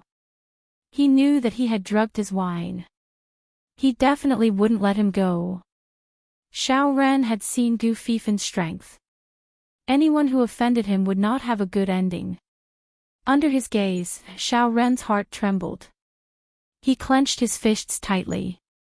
His lips trembled a few times, but in the end, he didn't say anything. He chose to protect Yizisu. He forcefully closed his eyes and then opened them again. He forced a calm expression and smiled, "Brother Fifan, please give me some face." Xiao Ren was pleading with Gu Fifan. Even if he wanted to take revenge, he shouldn't make things too ugly for him. Most of the influential people in Ying City were gathered here. If they knew about his despicable actions, the reputation of the entire Xiao family would be ruined. The smile on Gu Fifan's face became even brighter. That handsome face was as beautiful as the peach blossoms in March. It was mesmerizing. However, at this moment, Xiao Ren was frightened. He was trembling with fear as he waited for Gu Fifan's verdict. He even ignored the current situation. "Ah, Ren, why are you still standing there? Hurry up and get your ass over here. Haven't you embarrassed yourself enough?" Xiao Xinggong's furious voice sounded like the sound of nature in Xiao Ren's ears. He hurriedly threw a pleading look at Gu Fifan. Then, as if he was being chased by a monster, he dashed to his father's side. Then, the nouveau riche Xiao Xinggang gave him a slap without hesitation. The crisp sound of the slap brought the Zhu family's banquet to an unhappy end. Xiao Qinggang stuffed his little brat into the car and left in a huff. Ji Bowen was discussing with Zhu Qiu and a few other family heads about investing in education. He didn't make it to the scene of the farce in time, but he still heard about the general situation. When he saw Jiang Tianhao and Yizisu again, his gloomy eyes hid his anger. He took a deep look at Jiang Tianhao and said in a low voice, "Look at the trouble you've caused." After he finished speaking, he stormed off in a huff. Chen Tingfang glared at Yizisu in exasperation. She hurriedly followed after Ji Bowen and gently consoled him. Ji Yuqi looked at Jiang Tianhao as if she wanted to say something. Her dark eyes flashed with worry and concern. She seemed to have a lot to say, but she didn't know where to start. Finally, she bit her lips and whispered, "Take care." Then, she carried her handbag and walked straight past him. Her delicate body looked even more delicate in the night. Jiang Tianhao's heart ached. He suddenly realized that at this time, the only person who was really worried about him and really cared about him was probably Ji Yuqi. If Ji Yuqi knew what he was thinking at this time, would she laugh 3 times and scold the heavens for being blind? "Tianhao." A soft voice entered his ears. A small white hand tentatively held his hand. Yizisu's worried face entered his line of sight. Her red lips moved slightly and she whispered, "Tianhao, don't worry. I believe in you. Everything will be fine." Seeing her beautiful face and listening to her soft voice, Jiang Tianhao no longer felt happy. Only disgust was left. It was this woman who was stupid and vicious. She actually used him to deal with Yuqi. In the end, she was schemed against by Gu Fifan and poured dirty water on him. Yes, Jiang Tianhao didn't suspect Ji Yuqi, who loved him deeply. He only thought that Gu Fifan saw through his plot and beat him at his own game. He brought everyone here to embarrass himself. Jiang Tianhao really wanted to shake her hand off, but he didn't. This woman was still useful to him. Hundreds of thoughts flashed through his mind, but he didn't show it on his face. He squeezed her hand. Let's go. On the way back, the Ji family split into 3 groups. Ji Bowen and Qin Tingfang left first. Ji Yuqi drove one car, Yi Zissou and Jiang Tianhao drove the other. Ji Yuqi drove the car and shuttled back and forth between the traffic. The neon lights outside the window kept flashing and the car was filled with melancholy nostalgic music. Her thoughts drifted and she couldn't help but return to the past. That night, she went to Zhu Zhu's birthday party with Yi Zissou. Yi Zissou was an elegant and noble princess who was in the limelight, but she was a notorious vicious woman. Fortunately, her Prince Charming, Jiang Tianhao, was always by her side. When she was playing in the garden, Ji Yuqi also received a small note like today, asking her to meet at the rockery behind the grove. The note was signed by Tang Feng. Even if she was abandoned by Tang Feng, Ji Yuqi never hated him, let alone suspected him. Therefore, she hid it from Jiang Tianhao and quietly went to the appointment. It was dark behind the rockery. When she approached, an arm suddenly stretched out and dragged her to the back of the rockery. That person was Gu Fifan, who was drugged. Gu Fifan pressed her against the stone. He tore off her clothes and carelessly kissed and stroked her. She struggled in panic. Just when she was about to despair, a group of people suddenly appeared in front of her. Her clothes were untidy and she was in a mess. She wanted to explain, but no one believed her. Tang Feng said bluntly that he did not give her any note. The other party, Gu Fifan, drank too much and fainted, so no one defended her. Everyone scolded her for stealing Zhu Zhu's boyfriend. Zhu Zhu slapped her. Mrs. Zhu was angry and kicked her out of the party without caring about the Ji family's face. Only Jiang Tianhao trusted her and left with her. From then on, Ji Yuqi was dead set on Jiang Tianhao. She loved him so much that she wanted to marry no one but him. Of course, even if she wanted to marry someone else, no one would want to marry a woman with a bad reputation. From then on, Ji Bowen was completely disappointed with her daughter. At that time, Han had died in an accident. Ji Bowen could only put his hope on his future son-in-law, Jiang Tianhao. He let him enter the Ji group and familiarize himself with the company's business. He taught him step by step, so he personally cultivated an ingrate. In the end, he took away the power of the Ji group. Welfare, Xinwu 799.